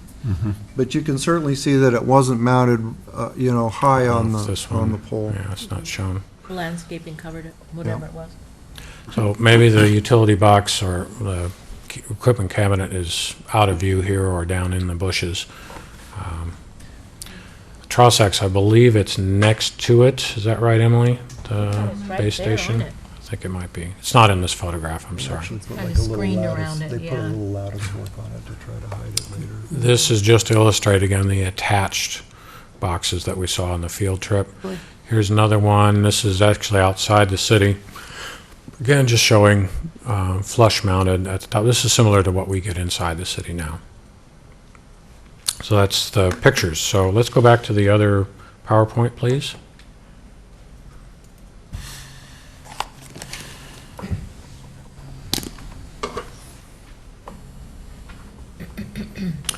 So we'll need some direction as to whether you want to continue to work on this as a work program element or build more time into this schedule now. We would need to know how this fits into the existing hierarchy. Any other comments? I'm not real excited about taking this on myself. I concur with Michelle? Most of these poles are going to be on the rights of ways, right? Because that's where the public utility is. Mhm. So that means they're going to be on a telephone pole. Well, I think what Councilmember Cross is Most suggesting that these are not going to be replacement utility poles. These would be either new monopoles or a new light standard. And so they would not use a PSC pole. This would be an additional pole. So the PSC poles would stay the same. This would be an additional pole, possibly in the right-of-way as we saw in the pictures. Right. I think Maybe I think what Michelle is pointing out is that the first ones that we saw that were in the galvanized metal did also act as a light standard. Right. But that the antenna itself was inside a cylinder rather than being extended out from the cylinder, so that you simply got a cylinder like a taller pole acting as a light pole. Right, But not with antenna arrays So- extending out from it. So maybe that's the issue we need to address, because the council disallowed the light standards as an available support structure in your amendments in April. Because we were reacting to what we saw in Trosax. When you have only the light standards, the utilities are all buried there. There are no PSC poles. The type of light standard is a fairly narrow, graceful, slender design. The Trosax replacement is very large. It didn't fit very nicely. It also has the antennas that are visible at the top instead of being encapsulated. Right. So what we saw in Hunts Point was, again, maybe it's in between the slender and the Trosax, but it's a larger diameter, again, metal pole, has the antenna encapsulated at the top, but it's a light standard. So we moved away from those in April. You know, this is really tough, folks. There are so many permutations on these things, and we each have different aesthetic sensibilities on this. I will observe, too, it's very tough for the staff to try to have every single permutation covered. So, up to you. I would need to know your direction as to how you want to fit it in, or if you're going to move away from our current hierarchy and allow these as new types of poles, either monopole or now again a replacement or a new light pole, not a utility pole, but a light pole, whether that's acceptable and how you want that, what standards. I think, Mark, what you're saying is if it were a light pole, it should be totally encapsulated. That's my thought, that gives you a cleaner design that's less industrial in a look. The monopole, if I can call it that, that's simply the tall cylinder, can be a range of colors, appeared to be a green to me up close, rather than a galvanized silver color. When we talked to the people, if I remember the discussion that occurred at the time on the wireless unit there at Trosax, that from Clearwire, that they just wouldn't paint it. Thank you very much. We've got our big, tall silver cylinder, and we're sticking with it. To me, even if you had it in a dark green, that pole would be less obtrusive and less mechanical and industrial in nature. We also heard at the presentation that Tom and I went to, we did go to one of the meetings that you offered to have for us, that as I was showing polls from Hunts Point, that Medina had actually been resisting for a number of years having cell towers of any kind anywhere in town, had finally lost in front of the state Supreme Court, and we're now in the midst of adopting an ordinance to come into compliance with state law in this matter. That's my next slide, to get to the Medina one. I think that they also are looking at a strategy that's less obtrusive, and I was hoping that we would see some of that tonight as well. So next slide, we'll get to that. A friendly suggestion, if the council's interested in pursuing the public park idea, I think Councilmember Cross's idea for the slender pole that's in the sort of dark green or the greenish brown has the best chance of looking compatible with a public setting. I think it's Jesse's going to come up and strangle me in a moment, but I think she's gone, so we can comment. So now you can put it in the park.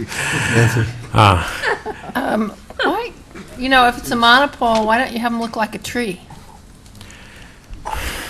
If you're going to put them in a park in the middle of next to trees. You could do that too. We do have that in the hierarchy now. It is allowed in the hierarchy under. Could we make it more of a requirement if it's appropriate to fit in a park, to make it look like part of the forest in our park? I think this is an annual review of this ordinance, isn't it? Mr. City Manager. Every year since 2005. Yes. Mr. Mayor, I think my community development director is being very diplomatic and tactful there. We were supposed to do very surgical changes to the current ordinance, and if the council's pleasure to do more, we certainly can do that. But the decision that what we need from council is that, do you want to just proceed with the height limitations and a few other things that we just went through, and then adopt the ordinance? Save this for next year. Or do you want to relax the schedule, postpone this adoption, and go through some work plan effort in 2011, come back to you with the one other comprehensive amendment? We just need a sense of direction. It's not that we're saying we don't want to do it or we shouldn't be doing it. That's your call as a legislative body. Originally, we started making adjustment to this ordinance with the very few surgical changes. We're going to different directions at this point. A makeover. Yeah, I'm in favor of doing the surgical changes, and if we want to do further, get it on a work plan later. That's what I would recommend you guys do. I also submitted photographs of a tower, which I understand to be one of the ones from Clearwire that's in the city of Bellevue that I heard about, drove by and took some pictures of off of Camber Road at a QFC. That one is particularly, looks like Star Wars on a stick. And I'm not interested in us delaying for another year addressing the aesthetic impacts of these antennas. If anything, they're getting to look more like an industrial installation, and I'm not interested in having these sprinkled around arterials in residential areas, whether they're 80 feet high or 120 feet high. I think that there's cleaner antennas that are being proposed and considered by the city of Medina, which we haven't seen yet. I've shown you a photograph of one that has the antenna encapsulated inside of a cylinder that can be dark green, that against a backdrop of trees, even if it was as high or even a little taller than the trees, would have much less of the industrial look to it. And putting this off until you've seen the photographs of these things, I don't think that we've seen all the material that's been turned in on this subject. If you want to put it off for a year, great, but look at the photographs first, please. Let's put the photographs. I don't know if we got the Bellevue one. We can try to go get it. Do you have a hard copy? Tom, you have a comment? Yeah, I, for one, feel the same way Mark does. We're opening up additional areas for poles here. We're talking about putting them in parks. We're talking about putting them in churches and schools, et cetera. Let's take the time to get this right. So do the surgical moves today and... No, let's do the whole thing. Yeah. Good. Okay. This one's only about 50 feet tall. Sorry, Yeah. Best I can You do can there. see that the one on the left, it has a little light standard on it, that's actually a light that's maybe 35 feet tall, maybe, in a parking lot of a QFC, 90 feet from a residential property. So this one isn't even maybe 60 feet tall. And this is, as I understand it, a relatively modern current design. And when you compare this against the clean cylinder, I think that this is not what you want to say is an equivalent to the round cylinder or the one that has an encapsulated antenna. This is not what I want to have be allowed, even in the same locations we're talking about. I appreciate John James's proposal to reduce some heights. I think I see the incentives that he's trying to propose there for that, but I don't want to see more of this spread around Sammamish, because we didn't want to wait to see what Medina was doing, and we didn't want to consider encapsulating the antennas as is done in Hunts Point. So maybe I'll offer an observation, Mr. Please. Mayor. We don't require encapsulation, so that's one specific change that I think Councilmember Cross is suggesting that the council consider. We use a term called flush mounted. Flush mounted means the antenna array has to be mounted essentially right adjacent to the support structure. Some of the other pictures you saw, what you're seeing out here now, is a good example of what flush mounted results in. This, I understand, is from the city of Bellevue. Is that Yes. correct? And because this is a light standard, not a utility pole, we have disallowed those to be used in the city of Sammamish as of April. Even if we were to reintroduce that, we'd still have the flush-mounted requirement. We'd have a color matching requirement. So this, Is this not flush mounted? What is this? I don't know what Bellevue would call this, but I don't think it would meet our definition of that. This is flush mounted. Here's an example of the flush mounted. And I agree with this, from a bigger distance, it's a taller pole, but this is what you will get in the city of Sammamish under our ordinance. So it's brown, conduit is matched.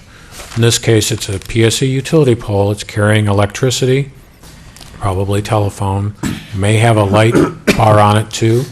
But the antenna array is right at the top. It's closer. It's not encapsulated. There's a clear difference. You can see the antenna array at the top here. So that would be an additional change if the council wants us to try to do that. I don't know how you do encapsulated with a wood pole, though. So then you're moving into the metal as a design. And that's why you would probably move away from a PSC utility pole serving as an antenna support structure. John and Nancy. Well, I hear what Mark said, I heard what Tom said, I think Nancy's leaning the same way. I would almost defer to, I know Cameron said the staff, your artistic and aesthetic call on this thing, but for monopoles in parks that could be camouflaged or encapsulated, other than the current utility poles, which we're learning to live with, unfortunately, some kind of language just to say that they either have to be encapsulated or camouflage might not be a bad thing to get away from something that might be unsightly in a park that we now think is rather beautiful. Could be a good idea, in my opinion. Nancy?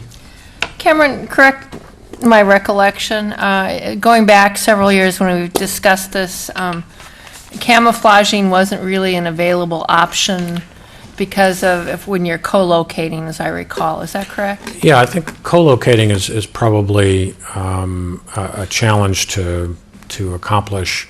We don't use the term camouflaging. We do use the term concealing.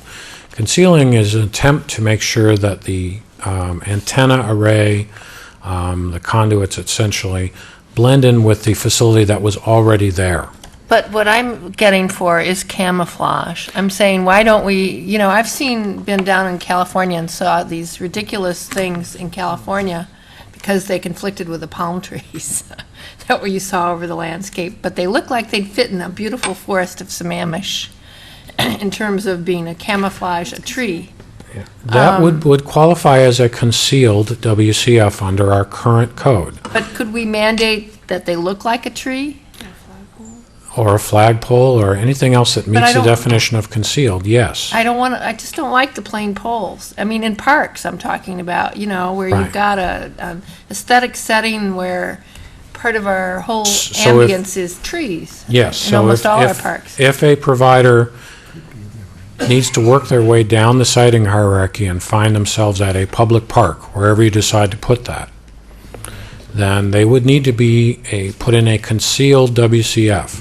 The faux tree would be an example of that, and we would make it look like a faux tree. So I think the answer is That's yes. already there? It's already there. But could we put a mandate on it, that it look like a tree rather than a pole? How many poles do you have? I don't know. Okay, this discussion can go on forever. For example, Councilmember Cross's encapsulated slender pole, I think, Rather see is that. not a concealed WCF. It's an encapsulated WCF, but it's a pole. It's not meant to look like anything else. It is what it is. So there's a difference between being concealed, which means you're attempting to blend in or look like something else, or if you prefer the encapsulated system, then you can say that that's an available tool too. But I don't want to try to call them both the same thing. I want to distinguish between them because I think they are different. If the person is wanting to put a pole in the park, they first have to work their way down the hierarchy. If they get to that, and you give them permission to locate in the park, and they want to put in a concealed WCF, which is the thing they're asking for, then we'll be happy to make it look like a tree. And it is already. I like in the encapsulated option also, but in a park, if it's right in the middle of a forest, I think. Right. I'm getting a little frustrated tonight.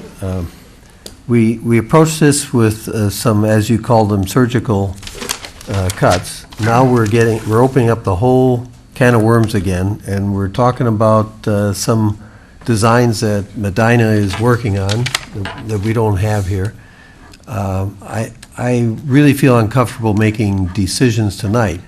Now, perhaps if some people on the council want to work with staff to come up with some suggested additional amendments to address next week, and here, open the public hearing tonight and have it continue to next week, I'd feel better with that. So Do you have some more to present tonight? Well, to be fair to Councilmember Cross, this was the other one that he mentioned, and I think we should quickly go through it. Okay. The city of Medina, as Councilmember Cross correctly noted, has been without any facilities for a long time. They're now moving in to provide facilities within city limits.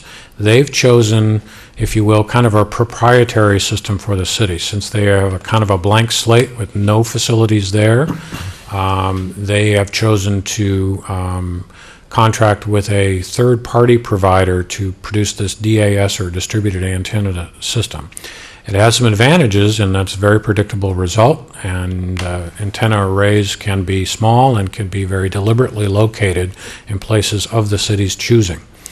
I think the question would be whether, since that's a third party, which then has to link up with all the different providers, T-Mobile, Clear, Verizon, et cetera, we would want to confirm that that type of system, in fact, would work with all the potential providers.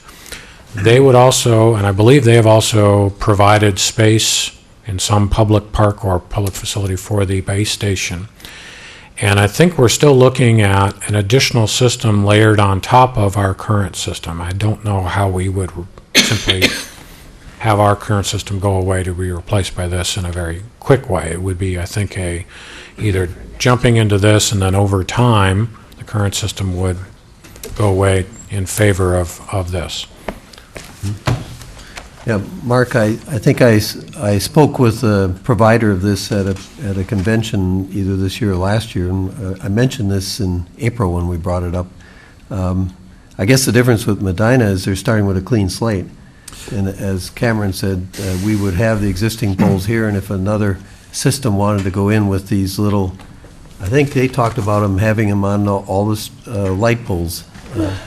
Don't think all of them. I think not selected. all, but, yeah, selected a lot light of them. poles, and they're smaller. Just maybe 6 feet or something above the light. And as the city attorney has reminded me, this is not quite adopted yet in Medina. It is nearing that, but it's not quite official yet. So that's where they're heading.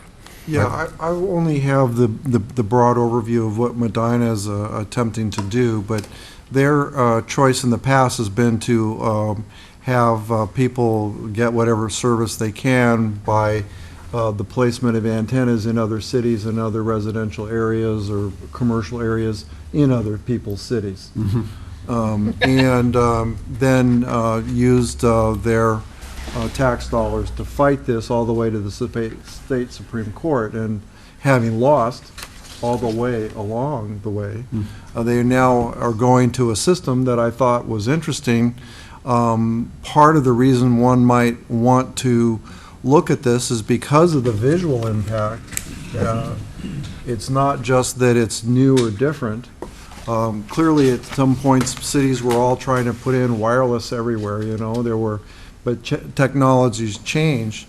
I think that the wireless community can do good things, whether it's camouflage or whether it's, to me, just a simple clean design that's encapsulated where the antennas are inside a relatively clean structure that's in a dark color that matches the surrounding trees. I think we can do better than simply having the kind of antennas and the kind of structures that we've gotten today. And I have been looking, you know, I live near a minor arterial, and I would, in facing my neighbors, if one was to be placed at the end of our block, I was really looking at what would I want to say I had done on council to, you know, get the best looking facility, understanding that we do need to provide antennas and be fair to the whole community that's out there providing these. And so I wanted to really look at these, and I'd be interested in seeing what the Medina system looks like. It's possible that maybe next year or the following year we could look at that in more detail. But I do like the encapsulated antennas. I think they're a cleaner look. I think they can come in colors, and that they can be less obtrusive in our residential areas. So that's the main thrust of my argument.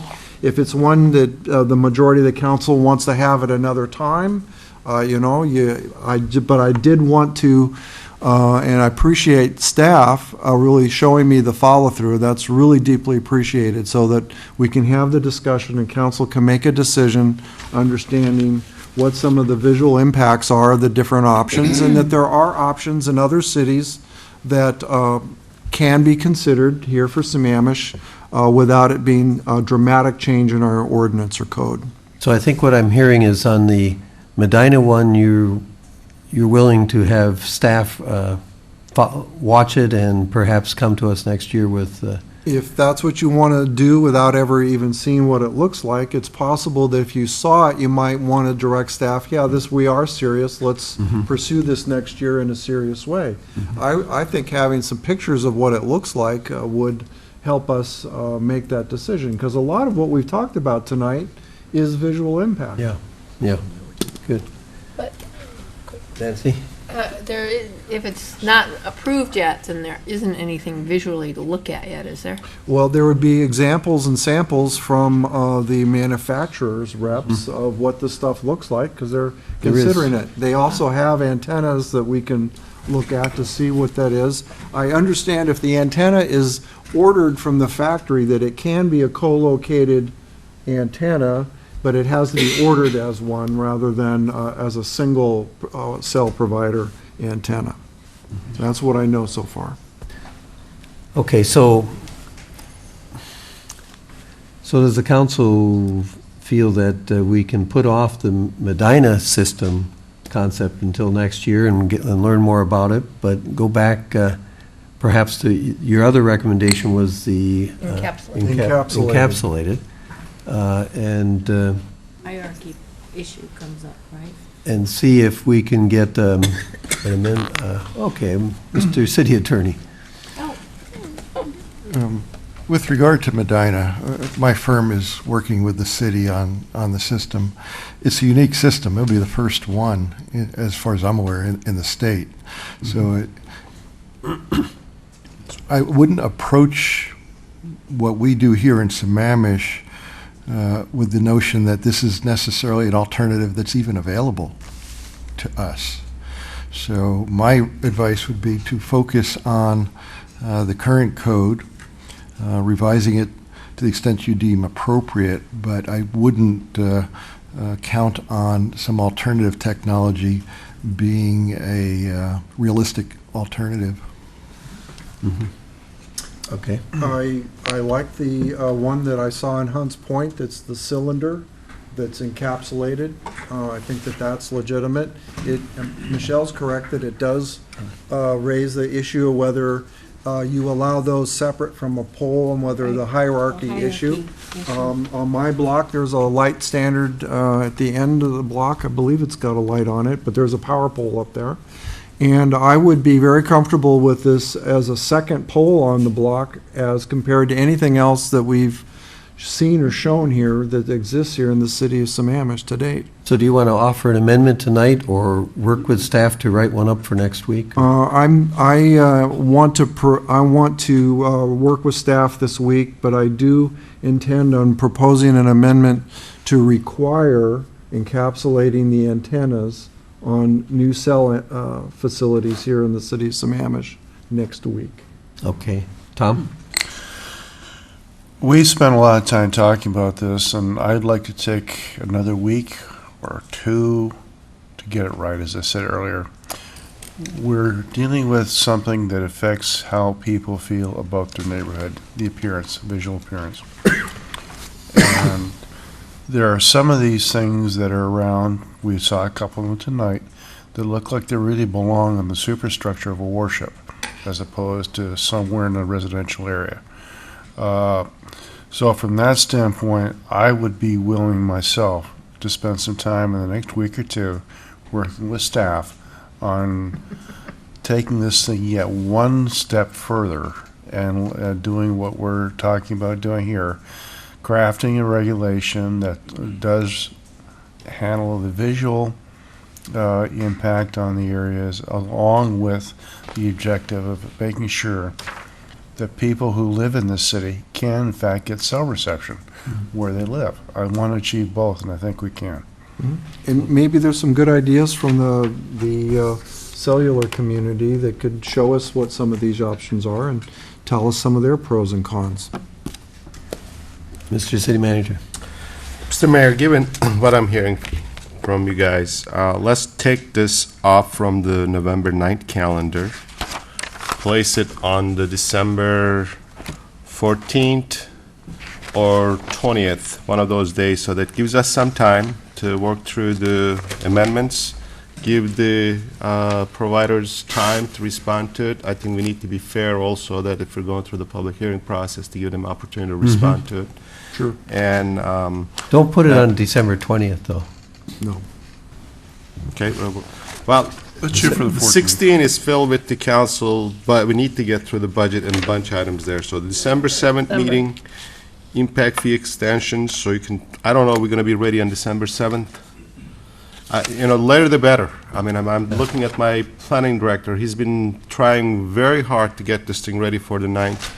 Yeah. But- December 14th, we have the Sustainability Joint Meeting with the Planning Commission. We can do it at that meeting, too. Yeah, that might be a good time. I think that's the time. Okay? Okay. Everybody agree to that? Yep. Okay, good. So let's turn off the PowerPoint before there's any more slides. Right, so now we still have Public public comment. hearing. And public hearing's open. Is there anybody signed up to speak? Thanks, Cheryl.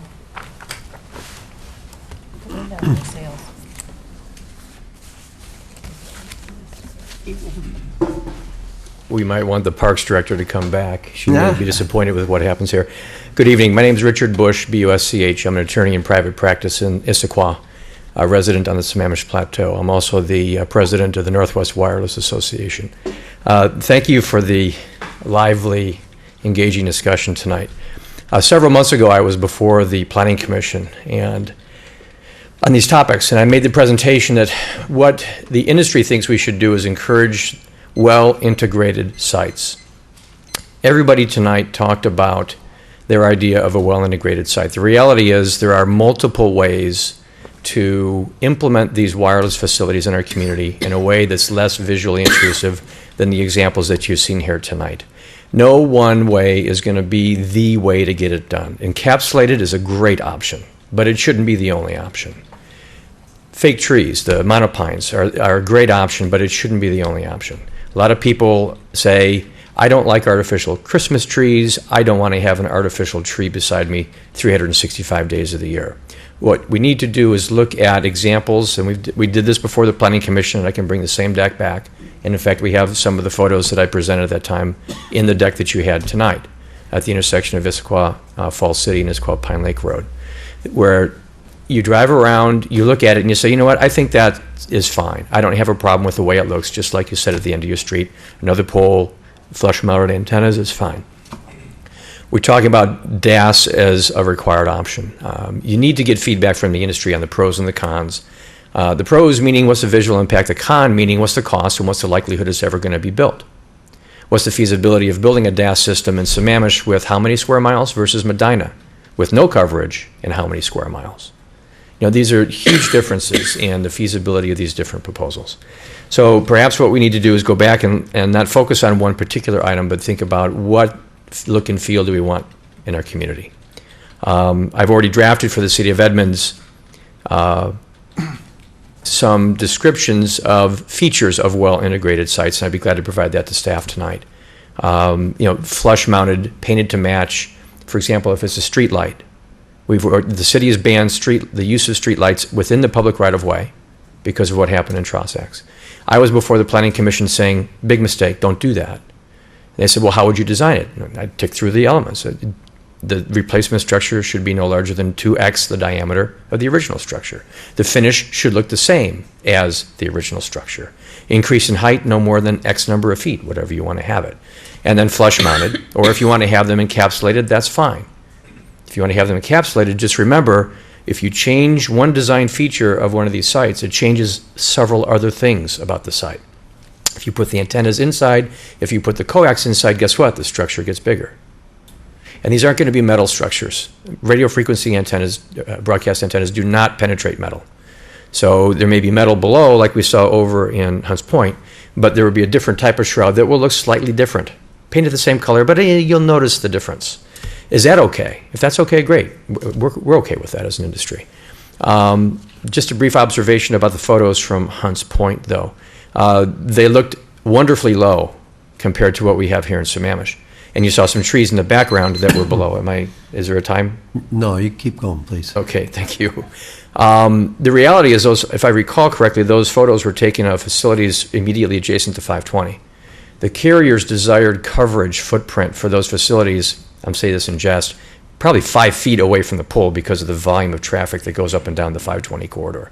Those are not designed to cover miles and miles like you have here in Sammamish. So, yeah, those are nice facilities. They're low, they look sleek, but it's not feasible in order to clear the trees, clear the clutter here in Sammamish. Other things that we should discuss as time goes on.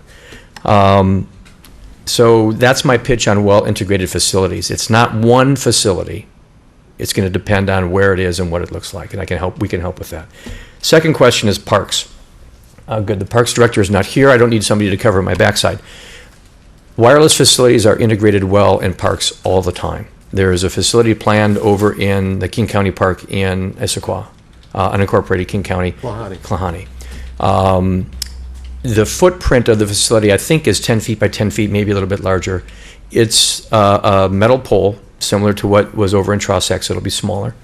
But it doesn't take up much space. If we do a tree in a park, it's going to take up more space. It'll be more visually intrusive. It'll look something like a tree, but people will notice the difference. So if you want to have something that takes up less physical space in your park, it's easy to put it adjacent to a building like a restroom or an equipment storage shed or something like that. So it's out of the way, and it doesn't take up a huge volume, and it can be painted green. Interior, the antennas can be interior or flush mounted, and it's well integrated. One thing that I do want to talk about on the proposed code tonight, where we have non-residential use in residential zone property. The height cap is 80 feet. I'm going to ask you to consider, and I'm going to duck down when I say this, 120 feet, which is the height that is allowable for the right-of-way.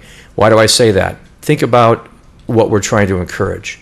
We're trying to encourage coverage from a location that's not visually intrusive. Parks generally have trees surrounding them, but they also have open space for ball fields, playgrounds, playground equipment, and things like that. It's shielded from view from the traveling public. It's shielded from view from the adjacent residential properties. If we are going to allow 120 feet of PSE pole in the public right-of-way, which is sometimes 30 feet away, 40 feet away from residential property, why in the world would we not allow the same height, encourage the same height, with a well-integrated facility in a public park where you won't see it when you drive down the road, and it'll provide the coverage? If we limit it to 80 feet in public parks, guess how tall the trees are? Guess what kind of 120 coverage? feet. Pardon me? 120 feet. Plus or minus. So you're not going to get the coverage from it, so the carriers won't go in there because they won't provide the coverage footprint that they want to cover. So if we allow 80 feet in a public park, for example, then you likely will not see many applications for that. When we talk about consolidating facilities or requiring co-location, the reality is consolidation, carriers don't take down a site today to move it over to another facility. That just doesn't happen. Co-location, it requires two carriers coming in with an application for the same spot at the same time, or at least in the same search ring. Rarely ever happens. I mean, ask staff, rarely ever happens. So if you adopt a policy of encouraging co-location, it'll never be taken advantage of. If you want to encourage co-location, allow the taller structure, because then it leaves room for the second carrier to come in below the first carrier. And given the nature of the beast in Sammamish, if you have a structure that has more capacity, you'll see the other carriers coming in and co-locating on the structure. Okay, so I guess by saying all these things, I'm confusing life a bit tonight. I didn't expect any of this discussion tonight. I thought we were going to talk about just the few items that were on the agenda for a long period of time. If you're feeling confused, this is hard. I'm not going to lie to you, it is hard. And you should take the time to do it and not try to do it within the next week. So it's good if you're going to consider pushing it out to December, and we're glad to work with you to sort through the different issues. Since we've been going on for so long, I don't even want to take the time to address the additional points, the Category 2 points. My sense is they're not going to be decided next week, if you are going to decide them next week, I will go on for another hour and talk about Can why. you address them in a written memo to us? It's possible. Good. Very good. I'd be glad to answer any questions. Any questions? John and Nancy and Mark? If we did go to 120 feet in parks and other places that we talked about, could we eliminate, do you think, having them near residential communities with the 80 and 60-foot limits? No. I say that because I haven't had the chance to work with staff to confirm whether there's a park every so often. And then within a park, if you want to eliminate the 60 and 80 in the other residential areas, then you need to have multiple carriers or all the carriers in that park. So are you going to have all the carriers there? Will they find that as the right spot to be? And then from those parks or from the church parking lots or church steeples, you probably won't see a 120-foot church steeple, so I wouldn't even hold that one out. It's unlikely that you're going to provide coverage throughout the residential areas. So I don't think you can do that. Okay, I needed to ask. Thank you. Nancy? Quick question. You seem to be preferring encapsulated poles to trees. Is there a cost difference? I don't know the answer to that. Thank you. It's not so much a preference. I think there are different options based upon where you are. Thank you. But I have a funny feeling the public would prefer the less visually intrusive structure than a monopine. That's just my opinion. Thank you, Mr. Bush, for being here tonight. I appreciate the comments you've made.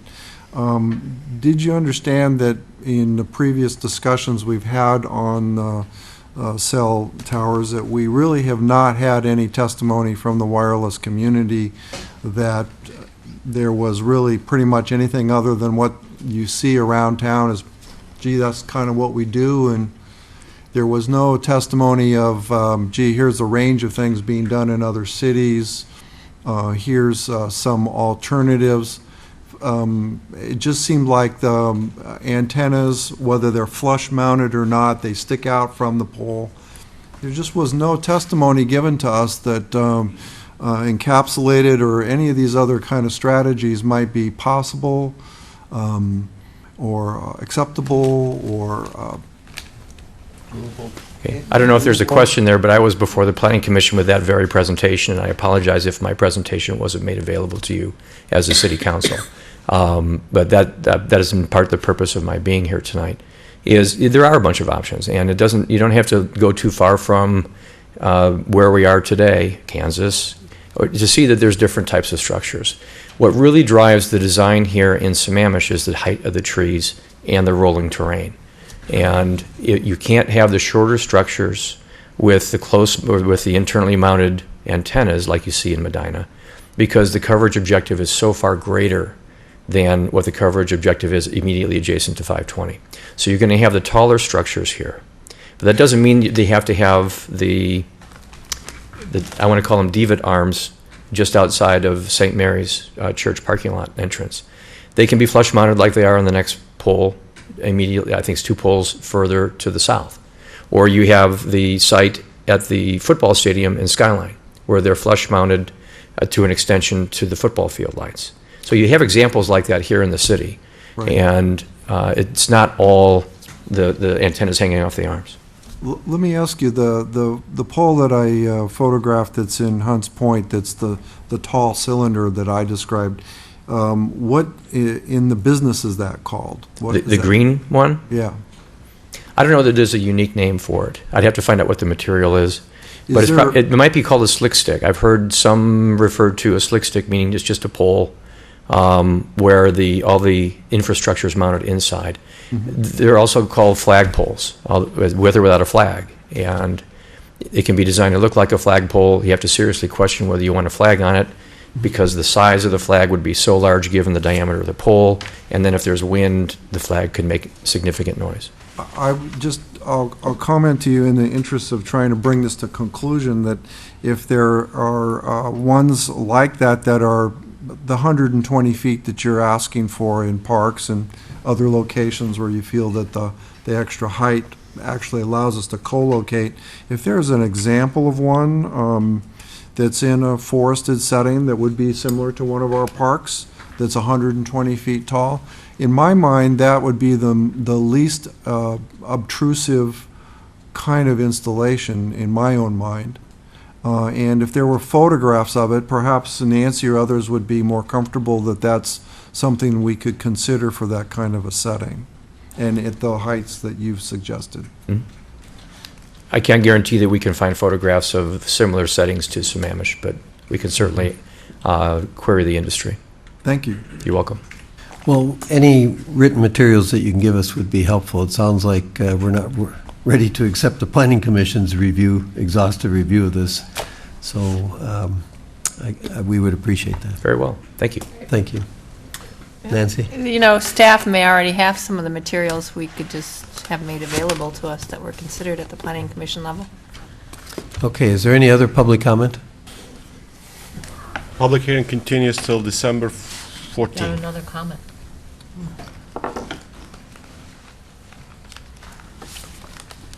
Good evening, Gary Abrams. I'd just like to make a couple of comments. I think the question goes back to what's the issue and how do you resolve it? And I think tonight we're still wrestling with some of that. Staff had come forth with the surgical changes, which I think by and large were very effective. There was one that Rich mentioned that I would like to add my comments to, which is, excuse me, I'm just getting over a cold. In a non-residential property, non-residentially used property in a residential zone and the increase in height, you want to promote the use of those types of locations.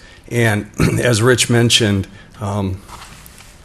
to require co-location or consolidation is probably the wrong direction because whether they be churches, schools, shopping centers, you want to encourage those types of locations, and the more height would promote use of those types of facilities as well. Regarding Councilman Cross's comments on encapsulated poles, as Rich mentioned, there's all sorts of designs out there. The encapsulated pole is also known as the slimline or light pole without the light. And I would say probably the majority of the monopoles that I personally am working on today are those types of installations, where the antennas are encapsulated in a pole. And they can be painted any color, especially painted dark green. They blend in with the built environment very well, especially if they're on a piece of property that has a lot of trees around it. The issue that you get into is the city code promotes the use of the right-of-way. You've got utility poles in the right-of-way, so thereby you end up taking an existing utility pole and increasing the height of it. You cannot do encapsulated poles in the right-of-way because what will happen is you will conflict with the utility lines. You've got to be so much of a distance away from the utility lines. And off the top of my head, I couldn't even tell you what that is. It could be 6 feet, it could be 8 feet, it could be 10 feet, whatever it is. PSC might say it's more. But that's the problem with doing encapsulated poles or slimline poles in the right-of-way. And that's probably why you might not have heard that much about it, because if the emphasis is the right-of-way, that's where the utility poles are located. If we're talking about other locations, which is, I think, really an expanded conversation, you're talking about parks, you're talking about churches, you're talking about shopping centers, those sorts of things. That's where the encapsulated design or slimline design is a great, unobtrusive way to provide coverage. I've done a bunch of facilities like that in Bellevue, in churches. I did one on Main Street and I would encourage you to go see this. It's at Main Street and 140th, and it's in the middle of a church parking lot, and it's a 120-foot pole, a slimline or encapsulated pole with the antennas and a canister, painted dark green. And I think it's a beautiful facility. I live down the street, and obviously I'm a little biased, but Just a little. I can admit to that. But I think it really came out, it came out very nice. In fact, as you're going down, if you're on Northeast 8th and you make a right on 140th and you're heading, I might get my directions wrong, south? I'm sorry, I can't see the map in front of me, but as you're heading towards Main Street and you're looking up, be careful when you're driving that you don't hit something, but as you're looking for the pole, you don't practically see it until you're practically at the site. And that's really the ideal, is you don't actually see the facility in the context of the surrounding environment. And I would encourage you to all to go see that. It's at the Bellevue Seventh-day Adventist Church. And I think that's the design really that you're talking about. The pole in Hunts Point in the traffic signal, and then the one next to it can be done. I don't believe that there's utility poles, above ground utility poles there, and utility wires to conflict with these types of installations. But if you want to put them in parks, great idea. They're great locations, and then you can do the encapsulated design. The one thing that I would like to note is that you'd have to tweak the code, because that's not, the staff will correct me if I'm wrong, but it's not a concealed WCF. It would actually be a concealed antenna support structure. So I think what you get into is you're not replacing an existing facility with a taller facility, you're creating a whole new structure, which is, really I think something that you need to look at, because it expands the possibilities for concealed antenna facilities. I was just thinking, I was listening and thinking while City Council was discussing tonight, and I think that one of the issues with the Clearwire pole in Trossachs is that the light pole was removed, or the light pole was replaced for a taller structure. And I think that's really the issue, is that if you have a line of light poles and they all look the same, and you replace this light pole with another light pole to provide wireless service, that's where people are going to notice that is, gee, that light pole does not look like all the rest. Wow, how odd. I don't like that. But the reality is that if you were to allow, say, a slimline pole nearby in a landscaped area, you know what? I think that nobody would really notice that, because what would happen is you would still have your line of light poles, and then over there, you would have a slimline pole, antennas in a canister, possibly with landscaping around it. It would be a wireless, obviously people would see it as a wireless facility, but what you do is you take it away from, gee, that light pole looks different than all the others, versus, okay, there's a nice looking, unobtrusive wireless facility. Okay, And Gary, we get the picture on that. And I think that agrees with some of what Mark is moving towards. So maybe, Mark, you can work with staff, and the consultants can work with staff on putting together a suggested amendment. Gary, can you send us a picture of that Stellar Light slimline pole at the Seventh-day Adventist Church? I'm going to drive by and look at it. I mean, just for those who can't make it by before the next time we I sure can. And there's a bunch more that I've built that I can send you pictures of as well. Okay, great. Thank you very much. Thanks. Anybody else that wants to address the council? Real quick, Gary, can those be co-located? Can you have two service providers in one of those slimline designs? You absolutely can. And what we've been doing is we've been making them 26 to 28 inches in diameter. Okay. And at 26 to 28 inches in diameter, what you allow for is you allow for at least two carriers in the pole. and then you basically put a carrier per each 10-foot section. And as Rich was noting, what you have is you have a steel pole, and then on top of it is a canister, which is RF translucent. When it's painted, it looks substantially the same, although there is... And it's 80 or 120 feet away because it's up in the air. But Okay. you had me with yes, you can. Thank you. Thank you, Gary. Okay, Thank we're you. continuing the public hearing to December 14th. Is that correct, Mr. City Manager? Yes, Mr. Mayor.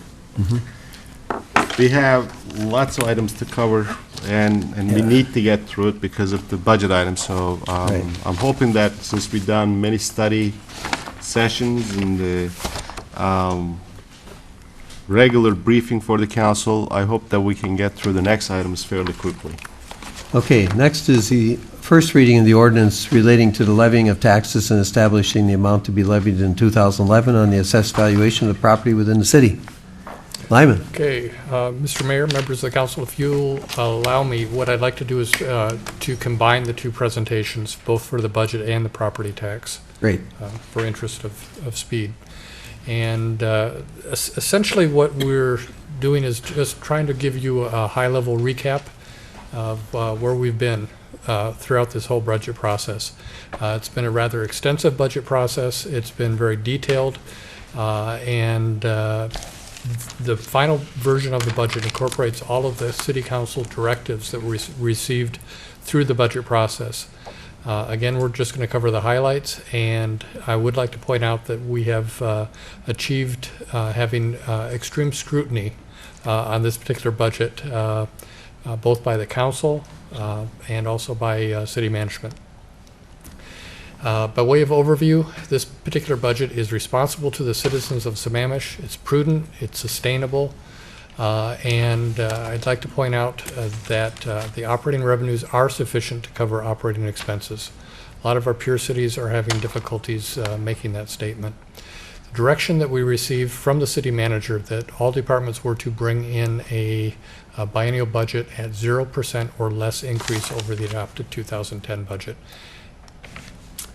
The City of Sammamish, through this budget process, has remained true to our mode of operations. Again, we are very well positioned in relationship to our peers. We continue our prudent financial management as evidenced by our AAA bond rating. Again, our mantra has been higher level of service with lower taxes. That is the way that we do operate. Again, we're lean, we're efficient, and we take the contract model approach as we move forward.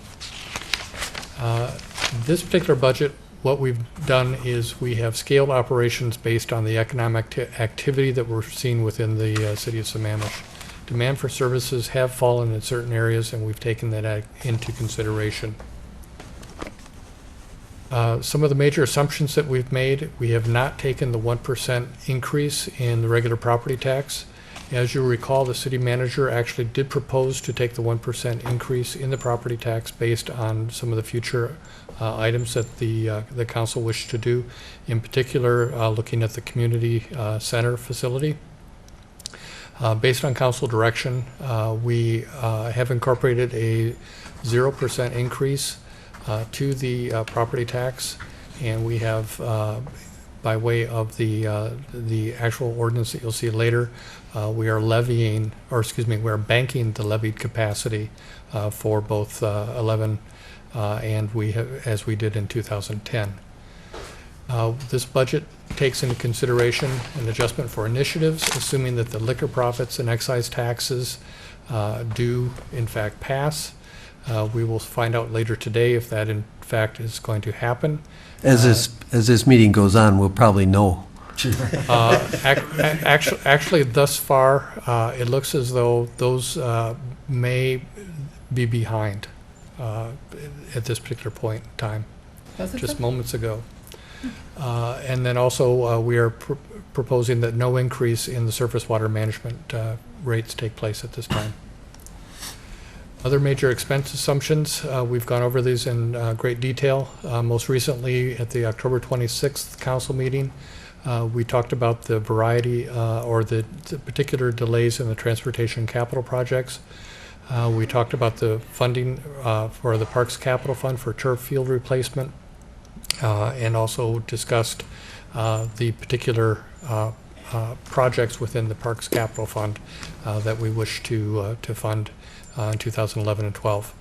We've also assumed that no additional annexations would take place, and I'm pleased to say that all the departmental budgets, excluding public safety, are budgeted actually to cut their funding levels for this next biennial period.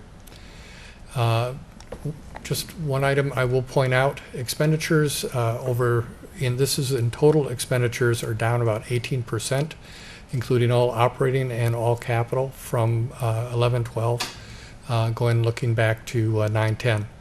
We're about $24 million reduced over that period of time. The other thing I'd like to point out here, this is just general fund alone. We are showing, if we take out transfers and contingencies, about a $2 million decrease in general fund. If you then add back in the police expense and fire expense and animal control, we've got about a 13% reduction of about almost $3 million in general fund for the biennial period. Again, this is a slide that you've seen in the past. It tries to segregate the operating, capital, and surface water management categories of expenditures. And again, we're doing this for your benefit. Transportation CIP, these are the list of the transportation capital projects for 11 and 12, and they equate to about $7.5 million. Parks Capital is about a $15 million capital project, and these are the adjustments that were made at the October 26th meeting, which would increase some of the land acquisition, some of the East Lake High School field, and also continues to have the highest priority be in the community center at $6.3 million. For 11 and 12, the overall expense budget was again cut $24 million. The capital expense budgets alone were cut 50%, and the operating expense budgets were cut about 15%.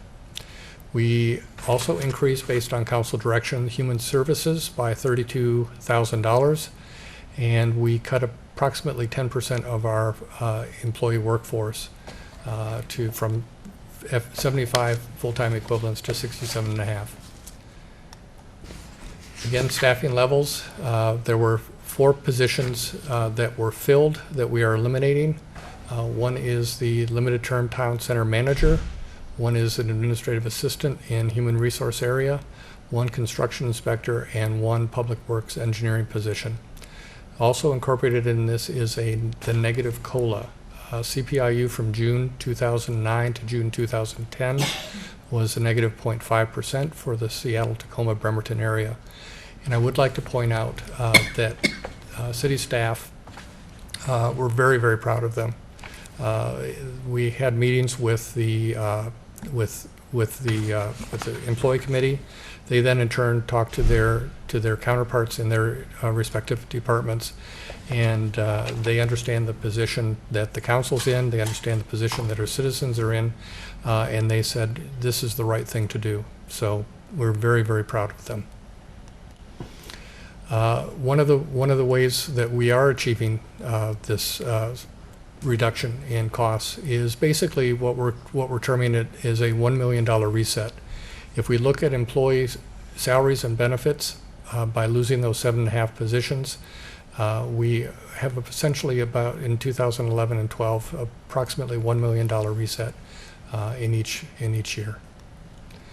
Programs that would continue under this particular budget or additions, pavement management overlay program to maintain has been increased to $3 million per year.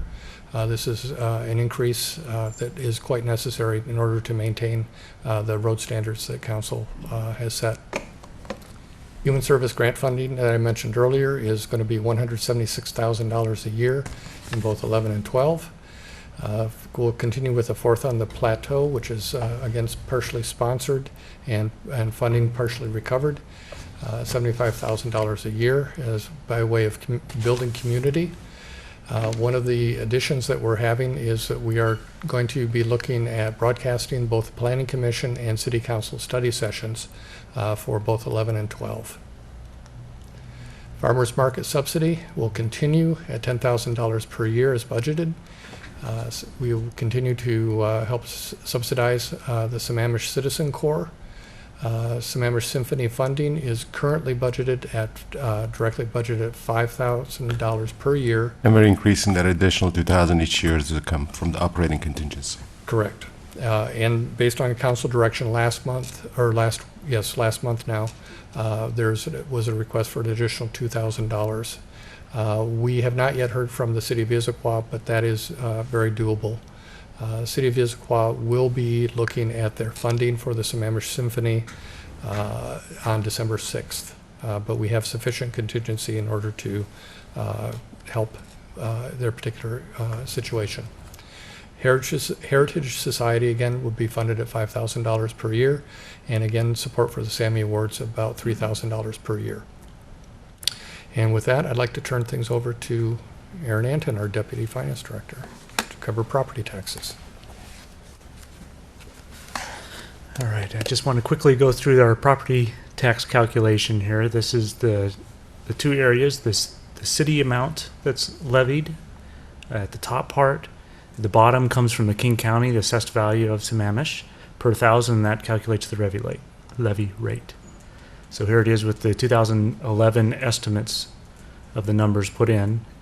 Results in a levy rate of $2.51 per thousand of assessed value at 8.5 billion AV, and the amount levied then that's in the draft final budget here is 21.5 million. These charts you also had in your packet. This shows the history of the levy rate over time since 2003 through 11, and then the levy amount history from 2003 through 11 as well. It's related to the rate. Here's our assessed value history since 2003, and we're currently at 8.6 billion. Aaron, it shows the assessed value going up in 2011, but for existing property, on the average, the assessed value has gone down. That's correct, from Correct. 2009. Right. Mm-hmm. Okay, and then here's the actual detailed estimate breaking down the 2011 property tax levy amount and the different components that build up to the 21.5 million. This was reviewed by Lyman at the October 26th session, and we've talked about this several times previously. We've also included the estimated banked capacity amounts for both 10 that the council forego the 1% last year in 2010, and then the estimate of foregoing that 1% that's allowed under state law for 2011.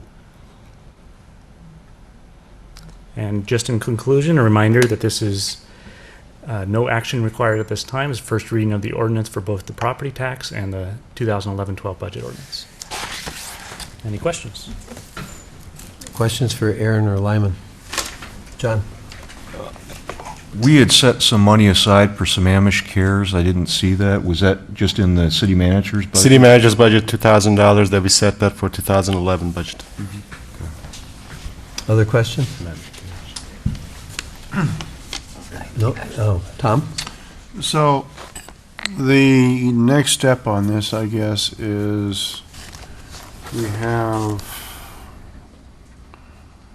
a study session on November 15th to deal with this whole subject. Yes, that is at council pleasure, if council feels that If study necessary. session is needed. Are there unresolved issues still? Well, there may be. When do we have the public hearing? Is that on the 16th then? Actually tonight. Or Right. tonight? Okay. My knowledge. Well, if you have unresolved issues, I guess you should bring them up. Okay, tonight or the 15th? Yeah, tonight is the good Sooner night the to do it. Okay. I, for one, am unhappy with the Freed House allocation, and I cannot support it. the 70,000 set aside? Yes. Okay. Well, we had a majority that approved putting the 70,000 into the draft budget. So I don't know if you want to make an amendment to see if you can get it out, I guess you can do that. All right. I have a question first, before you do. Okay, Nancy? My understanding was that several of us were concerned, in fact, a majority, about the Freed House, and that it was authorized for the budget with the understanding it wasn't like a construction project we'd already approved, but that there were certain conditions that have to be met. Could you refresh, before we have this discussion, what those conditions, as you understand it, are before we would actually be dispersing funds or considering dispersing funds for the Freed House? Right. Actually, I'm not aware of the specific conditions required for disbursement. It was my understanding that the no disbursement would take place, period, without council direction. Well, I think that's true. Yeah. We were going to wait and hear what proposal comes forth and whether they get some grant funding to support it, and see if it made sense to contribute to it. That was my understanding. I think when we went through the budget items, council budget items, that's what the council direction was. So we went through a number of items in that meeting, if you guys remember that. It's about 20 plus some items that we gone through it. You guys went through internally talking about each one of those. You went to pros and cons, you made some compromises. You came out of that process that, including that the $70,000 is a budget placeholder, with the understanding that the expenditure to take place, that we come back to you with specific request. And I do believe that there were two items that were of interest to the council. One was a site location, and two was a business plan. But if those two items did come back, or staff would not take any action to release any funds until after council reviewed it and authorized. John? Follow-up, are we committed to site location at this point? Is that tied in at all to the funding? Not at all. Okay. Other discussion now. My understanding was we were going to use this as matching funds only. I mean, That is council prerogative to make that decision. Yeah, I don't think we said that when we set it No, aside. It was but, one of the items that was discussed by council. It is funded on a contingency basis, but staff has received no instructions to release any of the funding, and it's at council direction. Mark?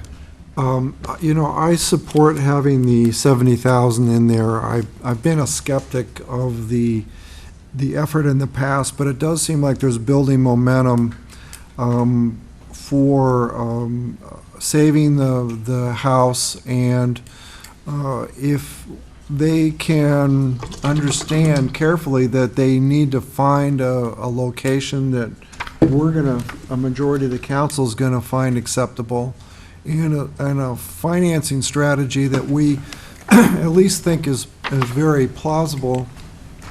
And I'll tell you the reason that I'm going to be a little more supportive is that the city's now 10 years old. We're going on number 11, is that right? Or are we on 11 going for 12? Yeah, we're going on. 11 going for 12, okay.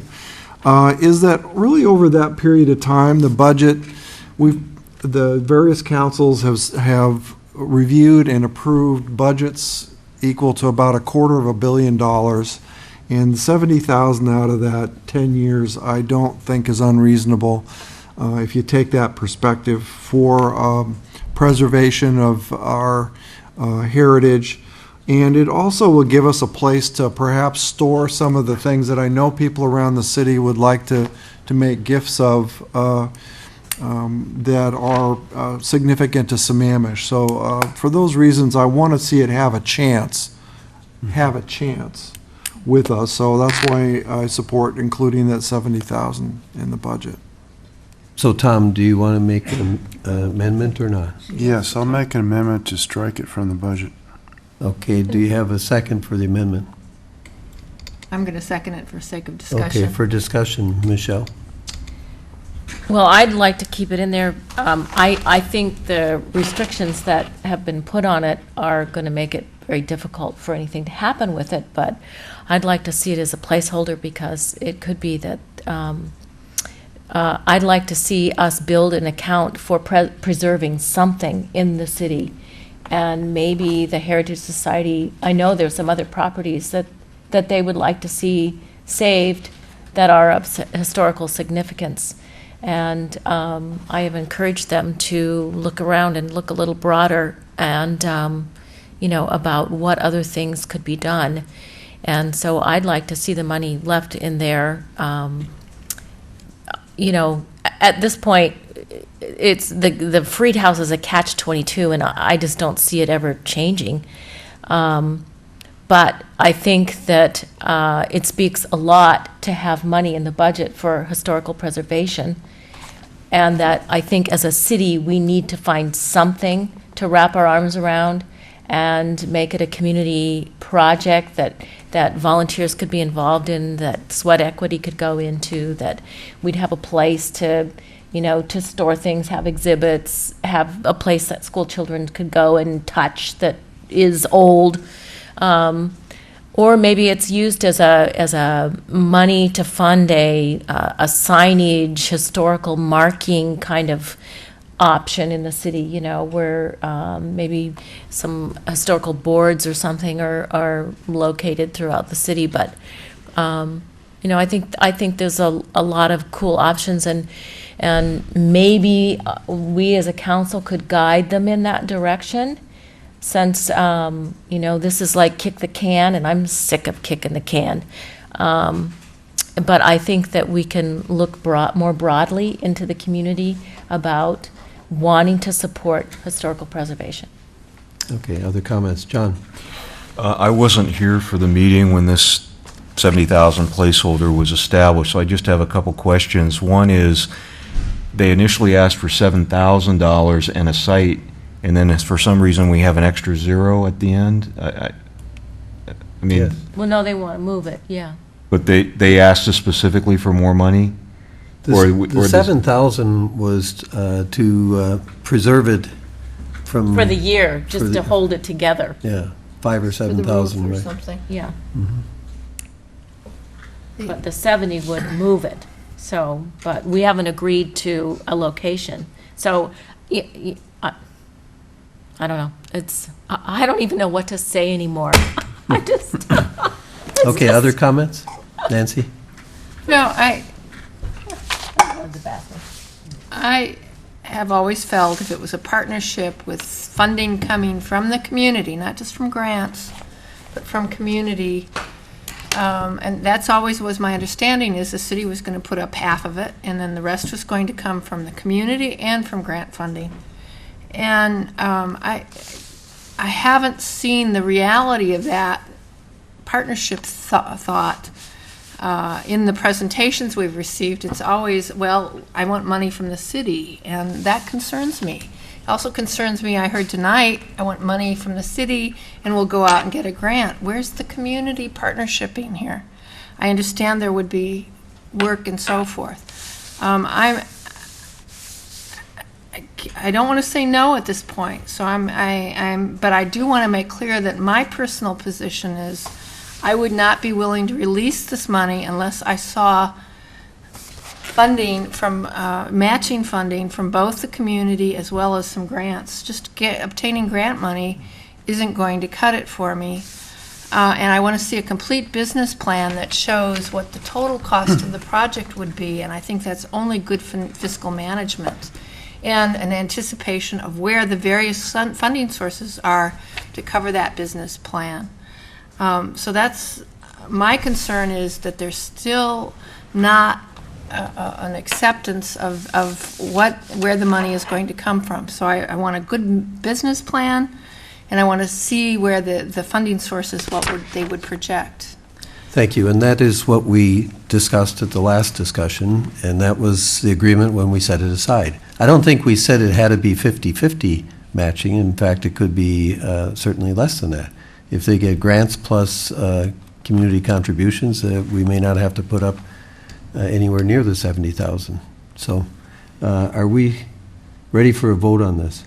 I have one more thing I want to say. Okay. That is, I'm rapidly running out of patience with this project. This thing has been sitting there for at least 10 years, longer. We have a very squishy number for moving it, in my opinion. We just today said that it's 70,000 to move it, and once it's moved, is there another 7,000 to preserve it for a year?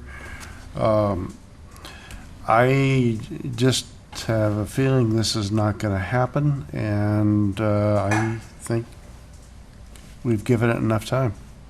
Okay, thank you. Ready for the question? Not yet.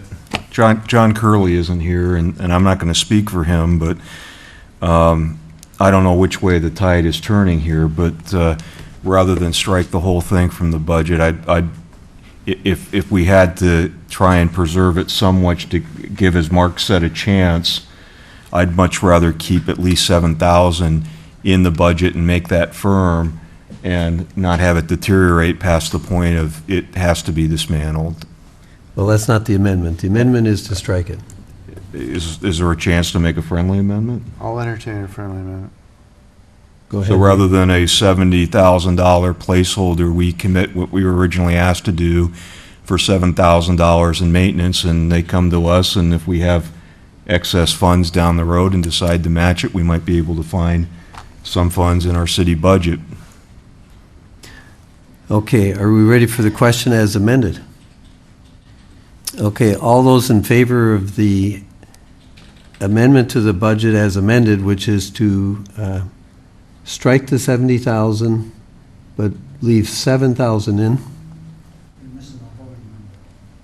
No, she's here. Leaving 7,000 in, is that the way I understand the amendment? All those in favor say aye. Aye. Opposed? Nay. Nay. So it's defeated. But then we go back to the original one. No, that was a friendly amendment to the original amendment. So he accepted that. I did. Yeah. So do you have any other budget issues that you want to bring up at this time? Lyman, have you been able to turn the crank on what this current budget does to the crossover point? No, we have not come up with the level of specificity that we would like to, but it looks like at this particular point is pushing it probably back to about 2018. Oh. Nancy? I heard something today that suggested that that prediction was based upon a zero increase in safety. Well, maybe I can respond to that one. The public safety increases this year has been unusual, but it isn't unusual in the long term of trend, and we hope and wish that that will continue. But there's no assurance that that particular trend will continue. What you're seeing is that the biggest reason why pushing this thing out is that the significant cutback on the payroll. It's that has a big impact. In terms of making projections, I say let's take some time. Let's not take the one-time incidents as a long-term trend. This is not anymore a crisis issue for us right now as we pushed it out. Then we figure out the appropriate time to make this long-term projections when we have a more reasonable and reliable numbers in front of us to make that. Right now, his economy is national, state, or everybody is all over the map. Okay. Other comments? Tom, do you have other comments on the budget? Well, I'm looking in my packet, trying to see where we're when we're going to have the public hearing on these. Tonight. I don't see it in my packet as. Public hearing for the budget? No, we So, don't. First reading, item number 3 and item number 4 under public hearing. okay, so we'll have two separate public hearings? You recommend? I would recommend. So now we're on item number 3, which is on the actual levy ordinance. And public hearing is now open. Has anybody signed up for it? Here. Would anybody like to address the council on the property tax levy amount?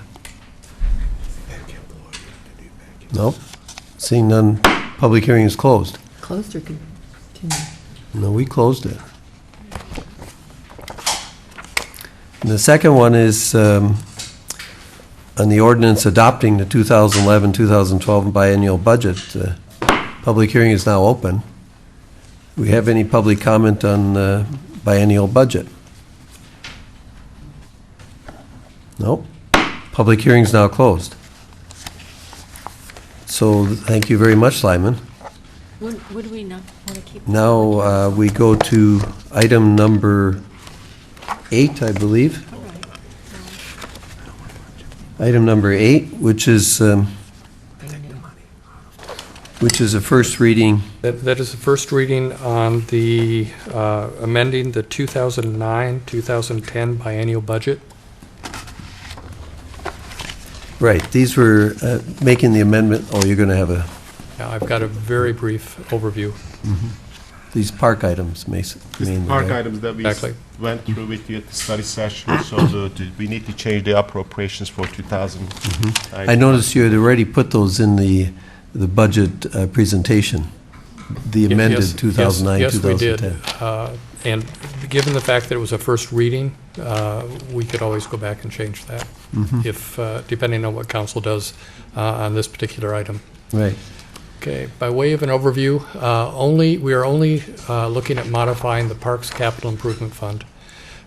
We had, as we described on October 26th, a unique situation in that we suspended the major capital projects for the parks with an understanding or a call for further discussion and assessment of those particular projects. So what we are doing is we are proposing to adjust the 2009-10 biennial budget to explicitly free up funds so that they may roll forward into the 2011 beginning fund balance as shown in the 2011-12 final budget that we showed you earlier. So basically what we did is we reduced the 2009-10 budget for these particular projects. The East Lake High School, land acquisition, the Beaver Lake Park projected savings, and the Beaver Lake Preserve projected savings for a total of $5.1 million. What we then did is we took the Parks capital projects and had this discussion last week on October 26th, and council directed us to allocate $1.9 million for the school field, allocated an additional increase of $1,125,000 for land acquisition, Sammamish Landing an additional $300,000, and the community center we increased by $100,000 back to the original $6.3 million. So if you look at the right-hand column, that is the total amount that is allocated in this particular budget, or allocated in 2011-12 budget at council direction. And then we moved the $650,000 to 2011 for the Sammamish Landing. Correct. Correct. And so basically what we are doing is by doing this also, we are showing an additional $1.7 million to the ending fund balance in the Park CIP fund. And since this is the first reading, no action is required at this particular time. Okay. Just add a couple more things, the staff report, Mr. Mayor. Typically, we do this at the end of the March when we consolidate the books, but we had an unusual circumstance in the Parks Department. We had received a direction from council not to spend time on some of these projects. We know that these funds are going to be available, so the council wanted to basically focus on this and address this issue. We'll be still coming to you at the end of March, first quarter, to make the budget consolidation for 2009-2010. Right, so in March, we'll make the adjustments for the various contingencies that we have in the 2009 budget. Correct, and look at where we are in all the other funds as well. Right. Nancy? No, nothing. Nothing? Comments, questions? Well, this is, as Lyman said, this is the first reading of this adjustment to the 2010 budget. What was the one for the field? $1.9 million. 1.9. 1.9. I don't know. If there's any change that council would like to make to this, we need to hear that tonight, so when we bring the ordinance to you, that we bring the accurate ordinance. But seeing none, since we freshly talked about this thing, I'm assuming we're moving forward. Okay, then on to resolution, item number 9, resolution amending resolution 2009-394, the city's master fee schedule. Okay. I'm with you again. Okay, you have before you an updated fee resolution for 2011. This resolution encompasses several changes. The first of which is that there is a technology component adjustment to the permit fees that have been included in the past. The permit-related fees have been adjusted by 3%, with 1.3% going to the eGov My Building Permit module, and 1.7% to assist with funding the InterGov permitting system as presented by, to council during the budget process. The second area is the Town Center Unified Zoning Development Plan, and new permit applications are going to be processed for Town Center, and the master fee schedule needed to incorporate those. Title 19 also had related fees related to the increased number of lots that are processed under the short plat designation. Park facility fees had several adjustments. Synthetic turf field rental fees were adjusted upward based on council direction again. Council decided to take a phased-in approach to get us closer toward cost recovery. Natural turf field rental fees also were phased in with the idea to get closer to cost recovery. Picnic shelter rental fees, council directed that we have two-tiered pricing with Pine Lake Park and Ebright Creek shelters that would command a higher price based on the demand that we're seeing for those particular shelters. The indoor rental fees have been adjusted. The lodge fees for use of the lodge during the week were increased, but at the same point in time, the damage deposit was decreased. Lowering also of the weekend rate for rental of the council chambers was proposed, and that was done to stimulate demand to do that. Also, last-minute rentals, or as we've classified them as last-minute booking incentives. We wanted to provide reduced rates to available dates at the last minute and better utilize the availability of facilities. Public Works also had some increased fees, primarily in two areas. One is the concurrency testing fees. We are passing on price increases from our consultant at no markup. And then also an adjustment made to right-of-way permit fees, which would be a decrease, and that essentially would allow us to do no charge for special use permits, such as parades, block parties, fun runs, and other events that generate public involvement and give us a good sense of community. So the 2011-2012 biennial budget does incorporate these fees and provides a foundation for much of the revenue. And staff recommends that council adopt this updated fee resolution as we've discussed with you previously. Thank you. Thank you, Lyman. Any questions for Lyman? John? And then Tom. I know that the turf field fees that we talked about allowed us to make a decision to add another sports field, but I have gotten input that it's going to have a huge impact on the leagues, that a majority of them are kids. This is a question for Jesse. When will the new field that we're just allocating money to be opened at Eastlake? The magical question for sure. Best case scenario would be construction starting this fall, so a year from now. Worst case scenario would be a year from that.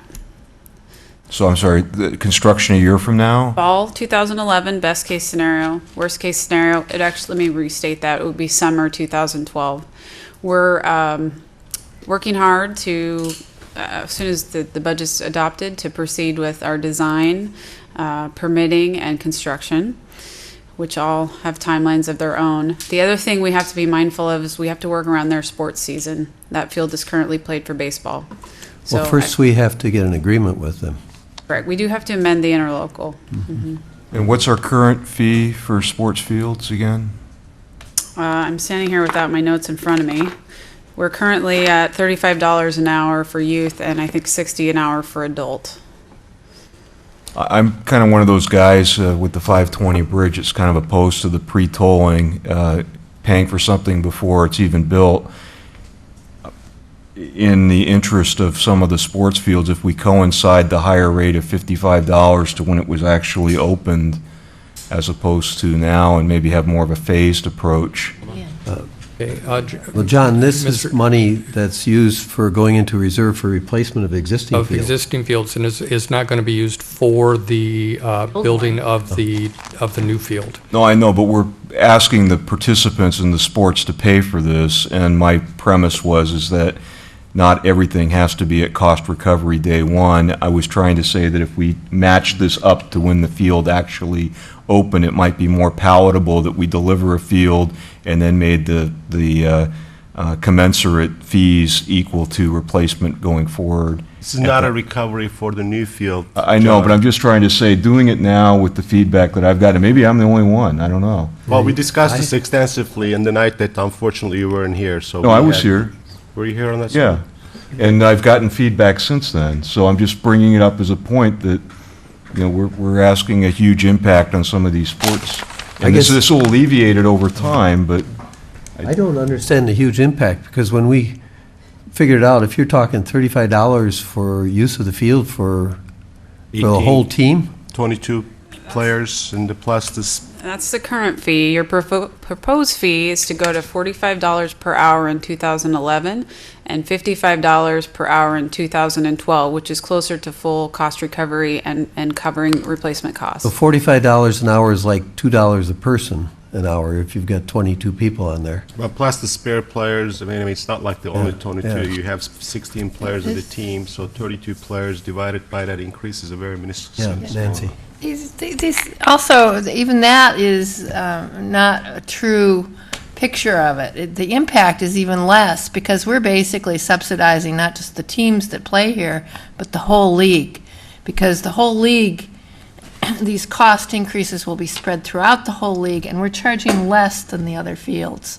So we're basically subsidizing the whole league, and I think you need to look at it from that standpoint. We're doing it because we have Sammamish players on the leagues, but you know, it would be nice if the fees were full cost recovery throughout the league or some deficit from that, but they're not. So from a Sammamish viewpoint, I don't think you can even limit it to the number of players. Well, if you don't recover full fee, then you need to make a reallocation from general fund for the depreciation of the fields. So we can't have it both ways. We can't basically say that, well, we're not going to put the general fund money into the replacement funds and then not increase the fees. Okay, let me clarify, I wasn't talking about keeping them the same. I was talking about maybe gradually increasing them, like 40, 45, 50, rather than 45, do 40, you know, 45, 50, 55, just spreading it out a little bit longer, that's all.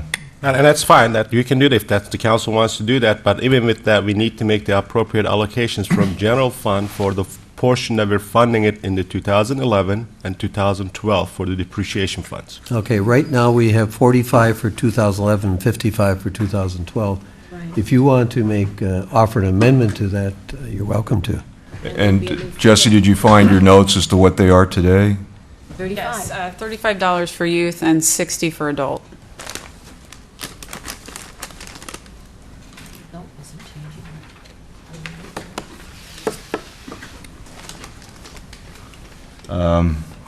While John's thinking, are there any other comments on the fee schedules? Tom? Well, I mean, when is the last time we changed the surface water rate? I believe we changed it in 2004. We've only changed it once in the history. What I'm thinking of is, in view of some of the water projects we've been talking about coming up, do we want to take a look at that one? I think we're going to probably look at it, Tom, at the end of 11. I think the discussion was that let's do the study, let's figure out the engineering part of it, let's identify the cost, then we come back to the council. There are a number of ways we can do that. One is that you can increase the rate to pay for those improvements. Mhm. Another option is that you can do sub-basins and they just basically do the LID improvements within the basins. So there's a number of options. I understand what council reasonably so decided to do is that let's get the total cost in our hands, and then we can decide how we're going to fund that project. So at the end of 11, it's likely that we either adjust the rates, increase the capital facilities charge, or sub-basin LID improvements, one or combination all. We don't know that yet. Okay, I just want to make sure it's in the plan. Yes. Another question, Lyman, on the revenue from wireless communications facilities. I noticed that that's a 5-digit number, and I think it's low 5 digits, if I recall. When was the last time that one was looked at?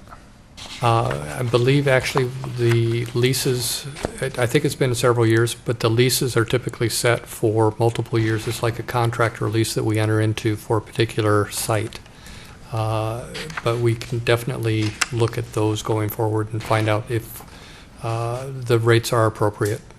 We had direction previously from council that we were to charge market rates. Okay, thank you. It'd be worth looking at that. We will look into that one. As a matter of fact, since we extended that, I was going to ask Cameron is busy out there, but to take a look at what the fees are out there. So for the new ones, that we certainly can adjust that existing Yeah, ones. and as they roll over too, so. Yep. Yeah, exactly. Okay, other questions? Mark? Comments? We take Comments, sure. You know, I support moving the sports field rental fees to the new fee schedule, because it gets us close to, but not totally to, replacement. And what we found is that we really were subsidizing these fields to the tune of about $400,000 a year. So that's why we ended up having to allocate $400,000 a year, was to make whole our replacement fund. $100,000 per field, but $200,000 for the two fields, and, Right. but we haven't done the replacement, so We filled them also up. got, in support of the new field and the new fees, we got, and it's my experience from watching my son's soccer practice and seeing the football teams out there, that they have a lot of kids out there playing football, and we had testimony that they are crowded, and that their concern was they had so many kids practicing football that they were afraid adults were going to be taking hits from behind just by other teams running plays behind them.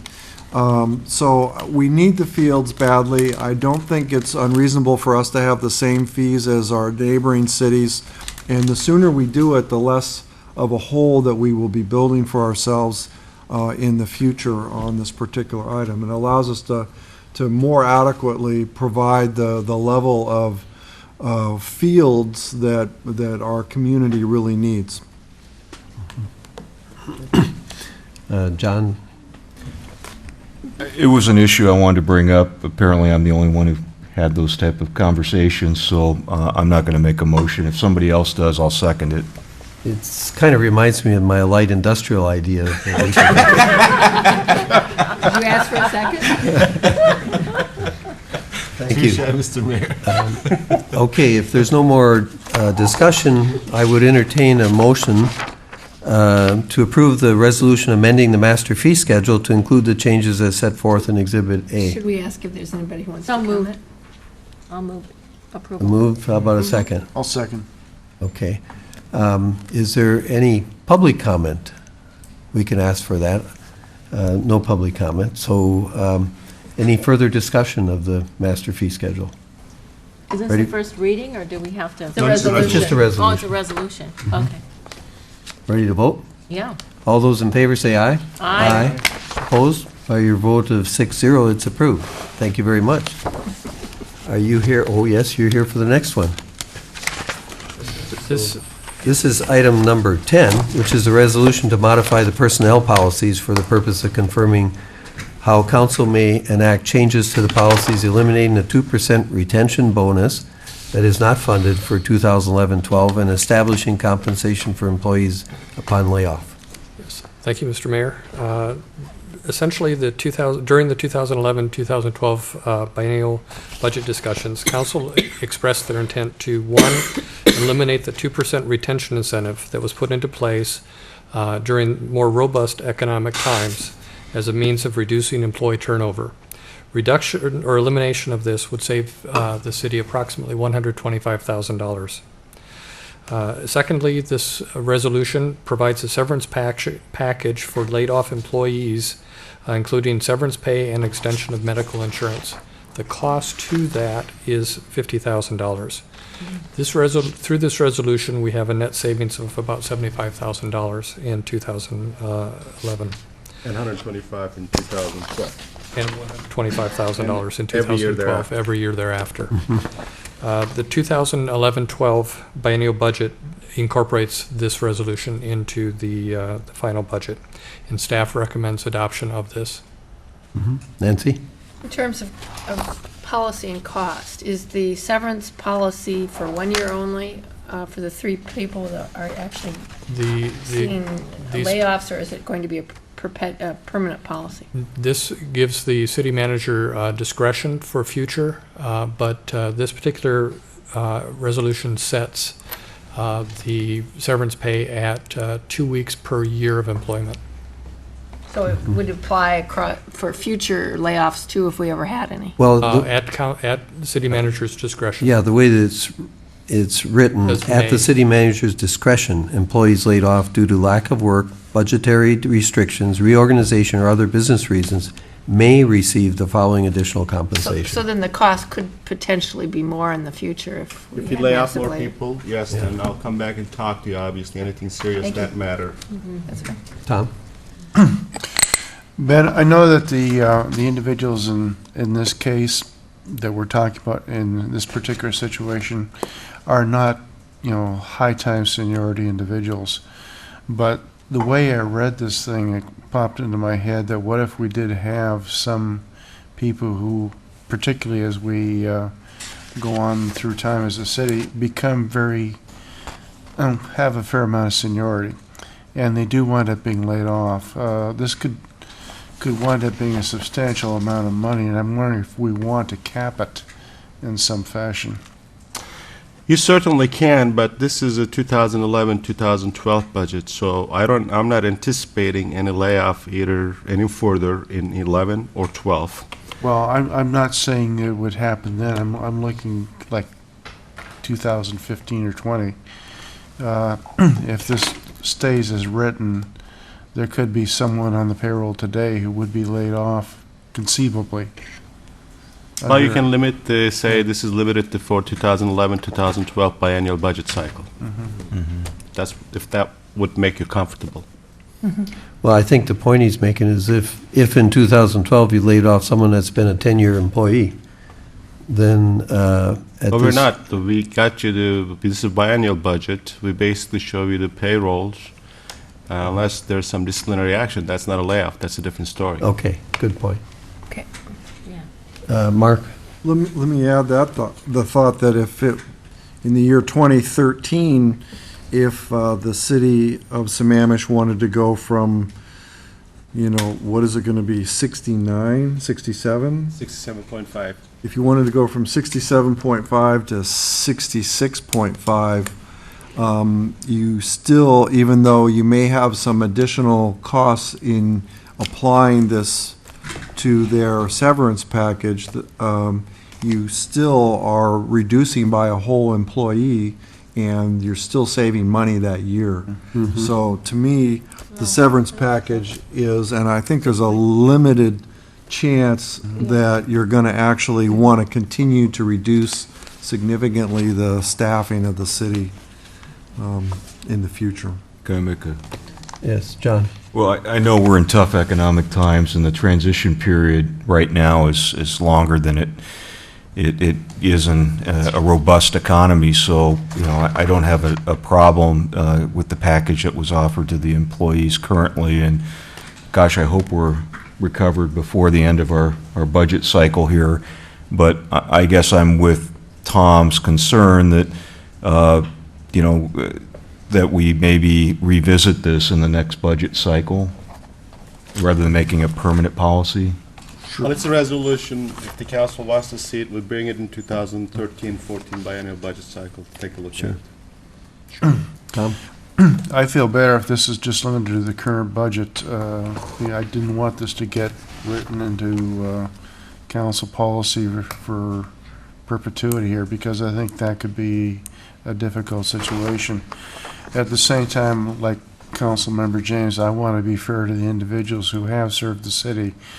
These are tough times. We do owe them a bit of a helping hand here. This is what basically happens in the corporate world in any event. But I just didn't want to open-end this thing, but it appears we're not going to be doing that. Nancy? I guess I'd like to leave it alone. I think one of our most important resources is our employees. If it comes up without any forethought and planning, rather than reinvent the wheel, I'd like to see a policy already in place. I think 2 weeks per year of service is probably comparable to what you get if you're in private employment with many companies. So I'd like to just leave it alone, and if we want to revisit it as part of the budget cycle, we can do that when the economic times turn around. But until they turn around, if we're going to be laying off people, I think it's good to have a policy in place, and that's where I'm coming from. And it is a point that Mark made, that if the economy turns around, we probably won't be laying off No. people. I hope it will turn around in 2000, and we don't have to worry about this. Okay, any other discussion? Then could I have a motion to adopt a resolution modifying the personnel policies? So moved. Second. Okay, it's been moved and second. Further discussion? No? Ready for the question? Yes. Okay, all those in favor of the motion, please say aye. Aye. Opposed? By your vote is 6-0, it is approved, and this is resolution number 2010 dash, I have it here someplace. Well, here we go.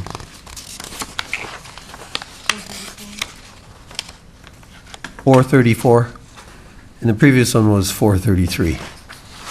Okay, now we're on item number 11, which is the 2011 salary resolution. Lyman? Mr. Mayor, this is my last one.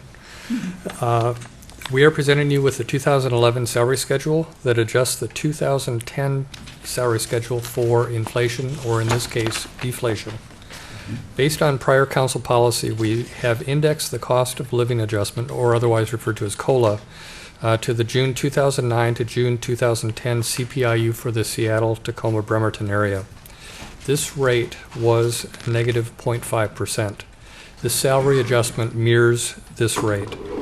The schedule also reflects the creation of an exempt senior planner / code compliance position at the same paid grade M as other senior planners, and changed the title of the engineering technician position to that of GIS coordinator.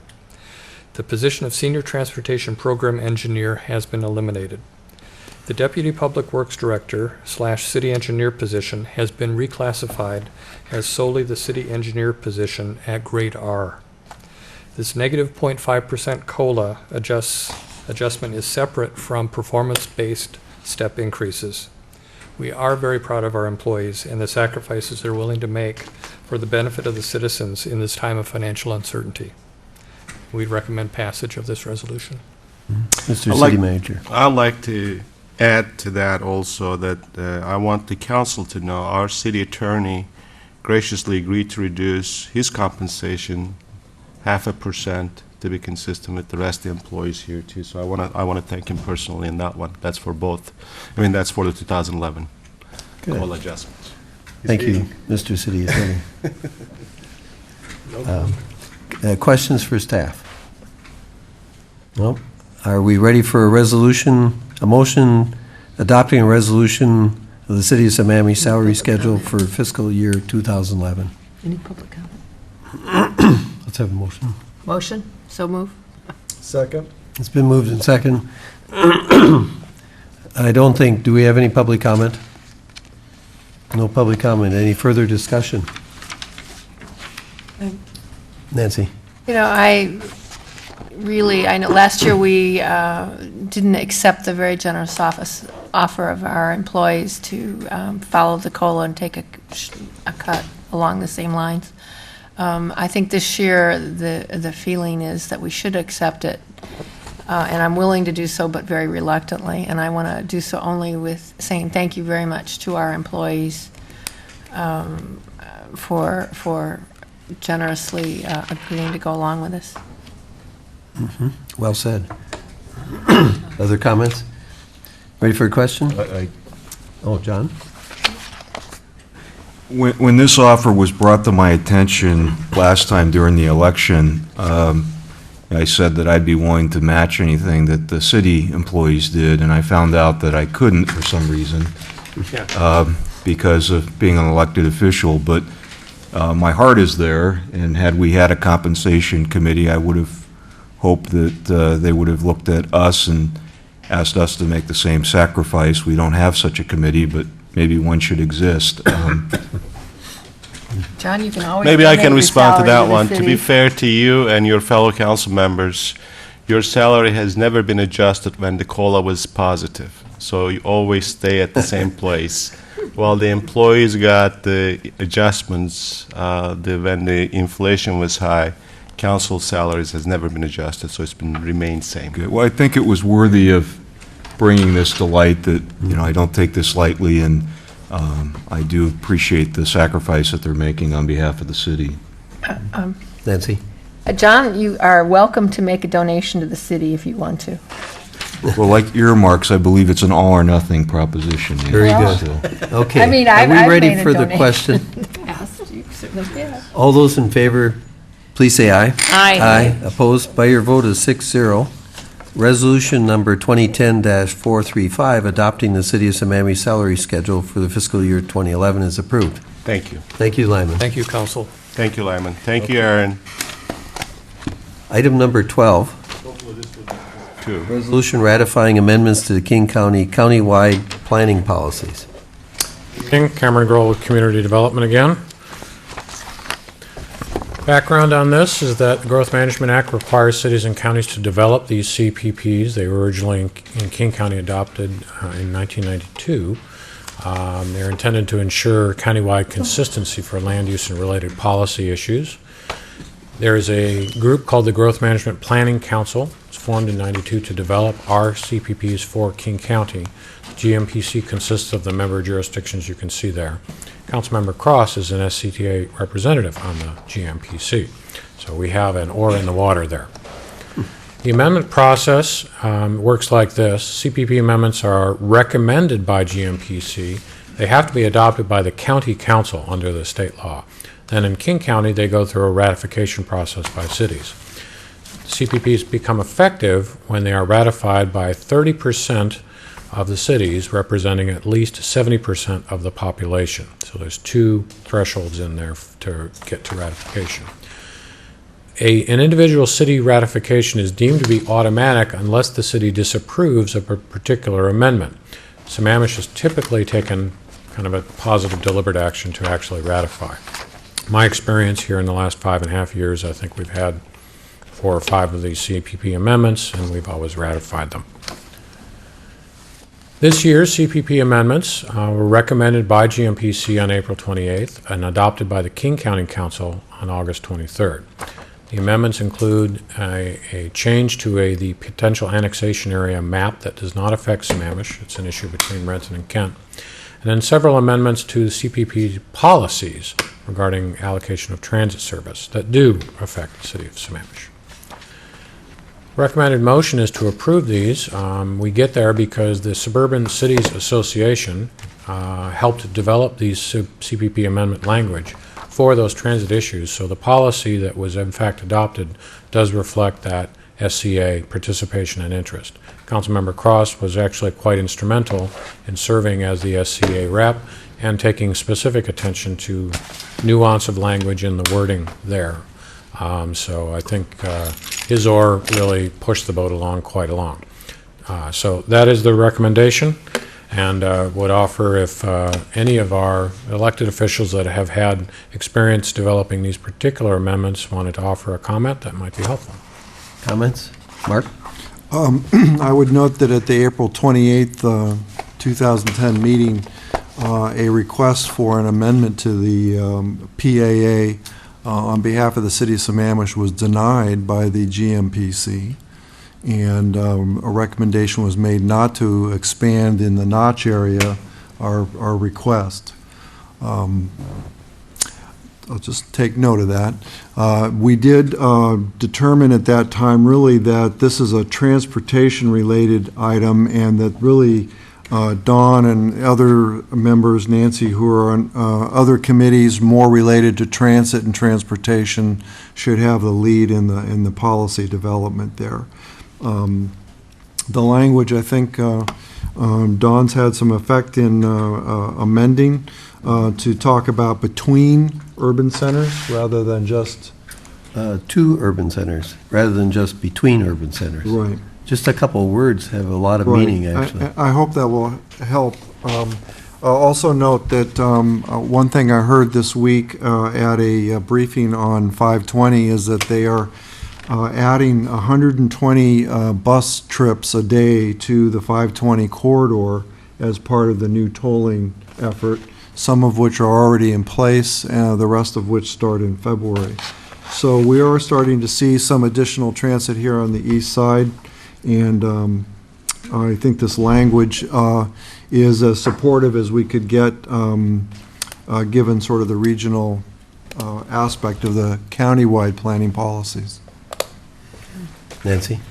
I served on the PSRC Growth Management Planning Board, which also dealt with Vision 2040 and the transportation and language dealing with the linking it to growth, and we had to fight to keep the language not just between centers but to centers, which Don had gotten in the transportation board. I think it could have been a little bit stronger, but I think as I discussed with Don earlier today, that I think it does the job. I mean, I think it was a political reality compromise check. So. Okay, other comments or questions? So could we have a resolution ratifying amendments to the King County countywide planning policy? I'll move approval. I'll second. Been moved and seconded. Any further discussion? Ready for the question? All those in favor, please say aye. Aye. Opposed by your vote of 6-0. Resolution 2010-436 is approved. Next is council reports. Tom? We had email today from Eastside Fire Rescue, Lee Soptic, the chief, to the effect that because of the fact that the overtime budget at EF&R has been exceeding expectations, shall we say, they have gone with a policy now of when someone calls in sick or is on vacation, they are not going to use overtime to cover it, and they are going to rotate the absence among stations. Station 81 was the first to be affected by it, and yesterday they were operating with a 2-man crew versus a 3-man crew. This allowed the manning of the aid car for Station 81, but prevented the operation of an engine. If they had a second person affected, they would have closed the station and moved the remaining individual to another station for that period of time. This was a one-day event. The next time it happens, it'll be somebody else that gets hit, probably not Sammamish. We don't expect to have a whole lot of these, but it will be occurring probably through the end of December until we figure out a way to get our arms around this thing. And we've discussed that at the board, and I think it's a good policy, and it excludes Station 83, which is a busier station Right. from the rotation of the... 81 is the Pine Lake Station? Yeah. 81's Oh. Pine Lake. In fact, there are, I think, Don, 4 stations that are excluded. There's one at each of the 3 or 4. major Yes. members. Nancy? Can they bring on volunteers? I mean, I know there's tension between career versus volunteer, and Pine Lake, as I understood, was the one in our city where we had volunteers. Good question. I don't I know mean, the answer. Well, that's a good question. I mean, we do have the volunteers, but... Probably the union On doesn't the- allow it. The other item I had is the AWC Legislative Committee is having another conference call on its agenda this coming Friday. And there's an all-day meeting, well, almost all-day meeting, face-to-face meeting in SeaTac on November 16th. Further action on our legislative agenda. That's my report. Good, thank you, Tom. John?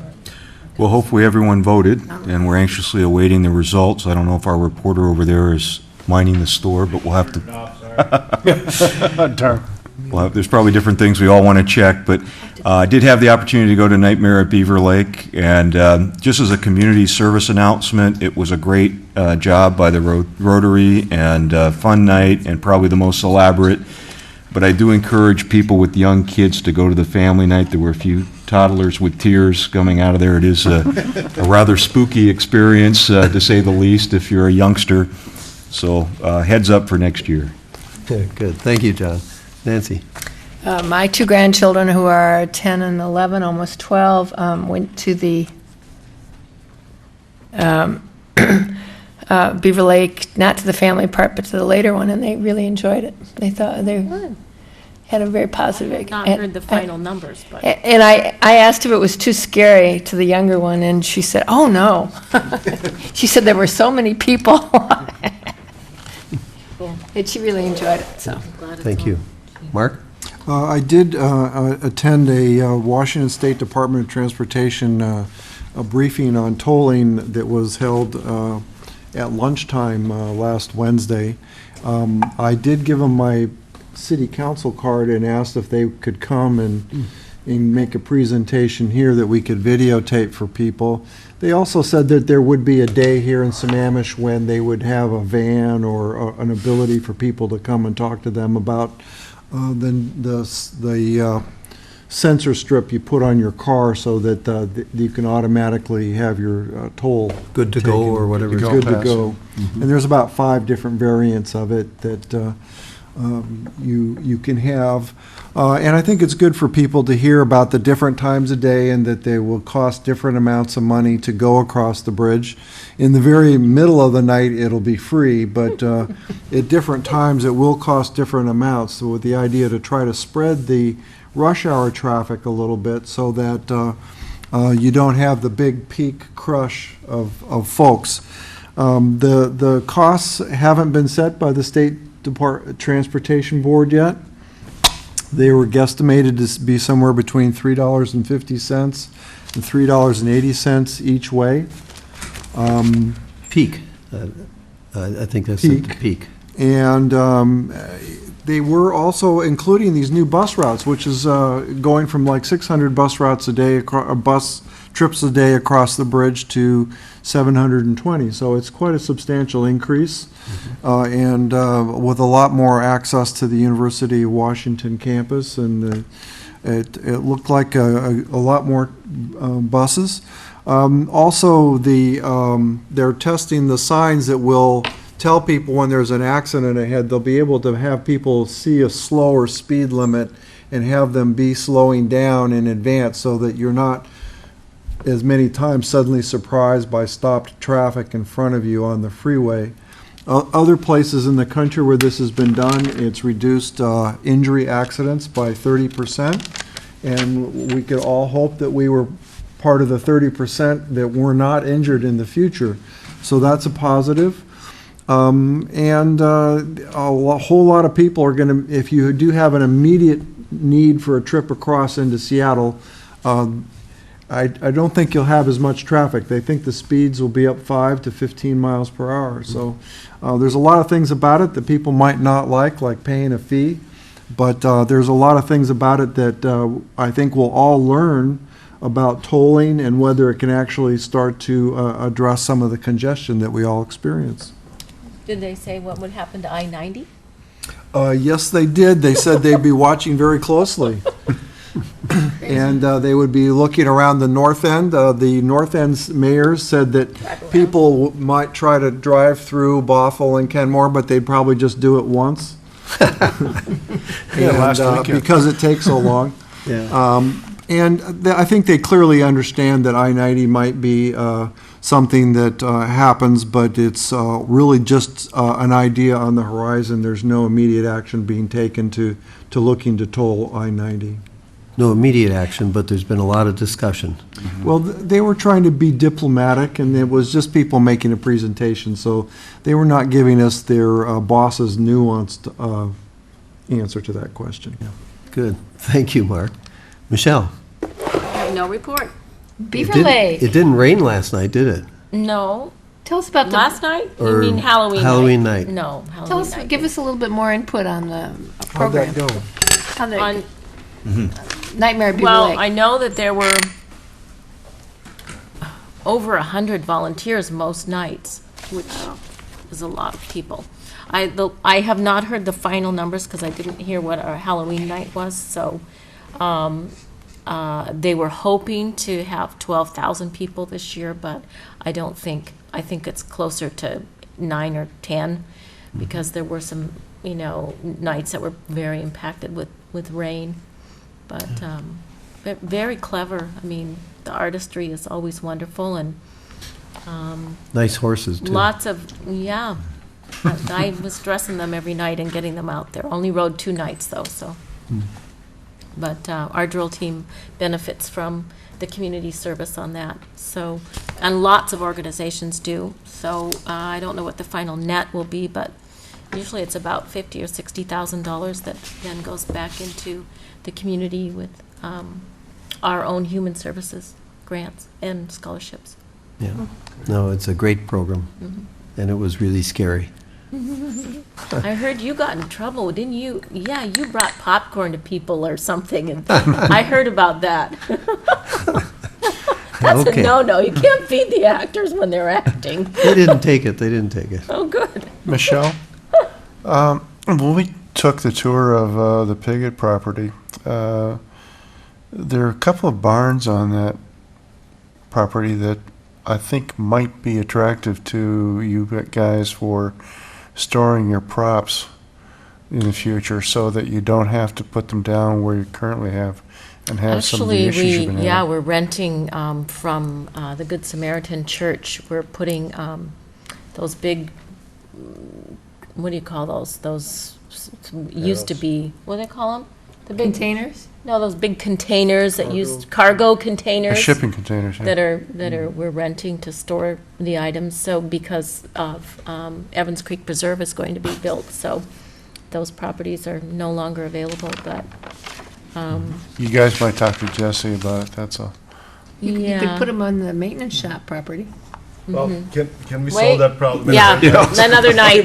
We'll solve that another. Thank you for being open to that, though. I'm sure. Thanks for your report. The mayor's report, I just wanted to mention that yesterday I spent 4 hours at a PSRC workshop on project prioritization for the Transportation 2040 plan. Funding, you mean? And prioritization of projects, for funding, which project gets first funding. And it was, actually, they got money for this workshop from the feds.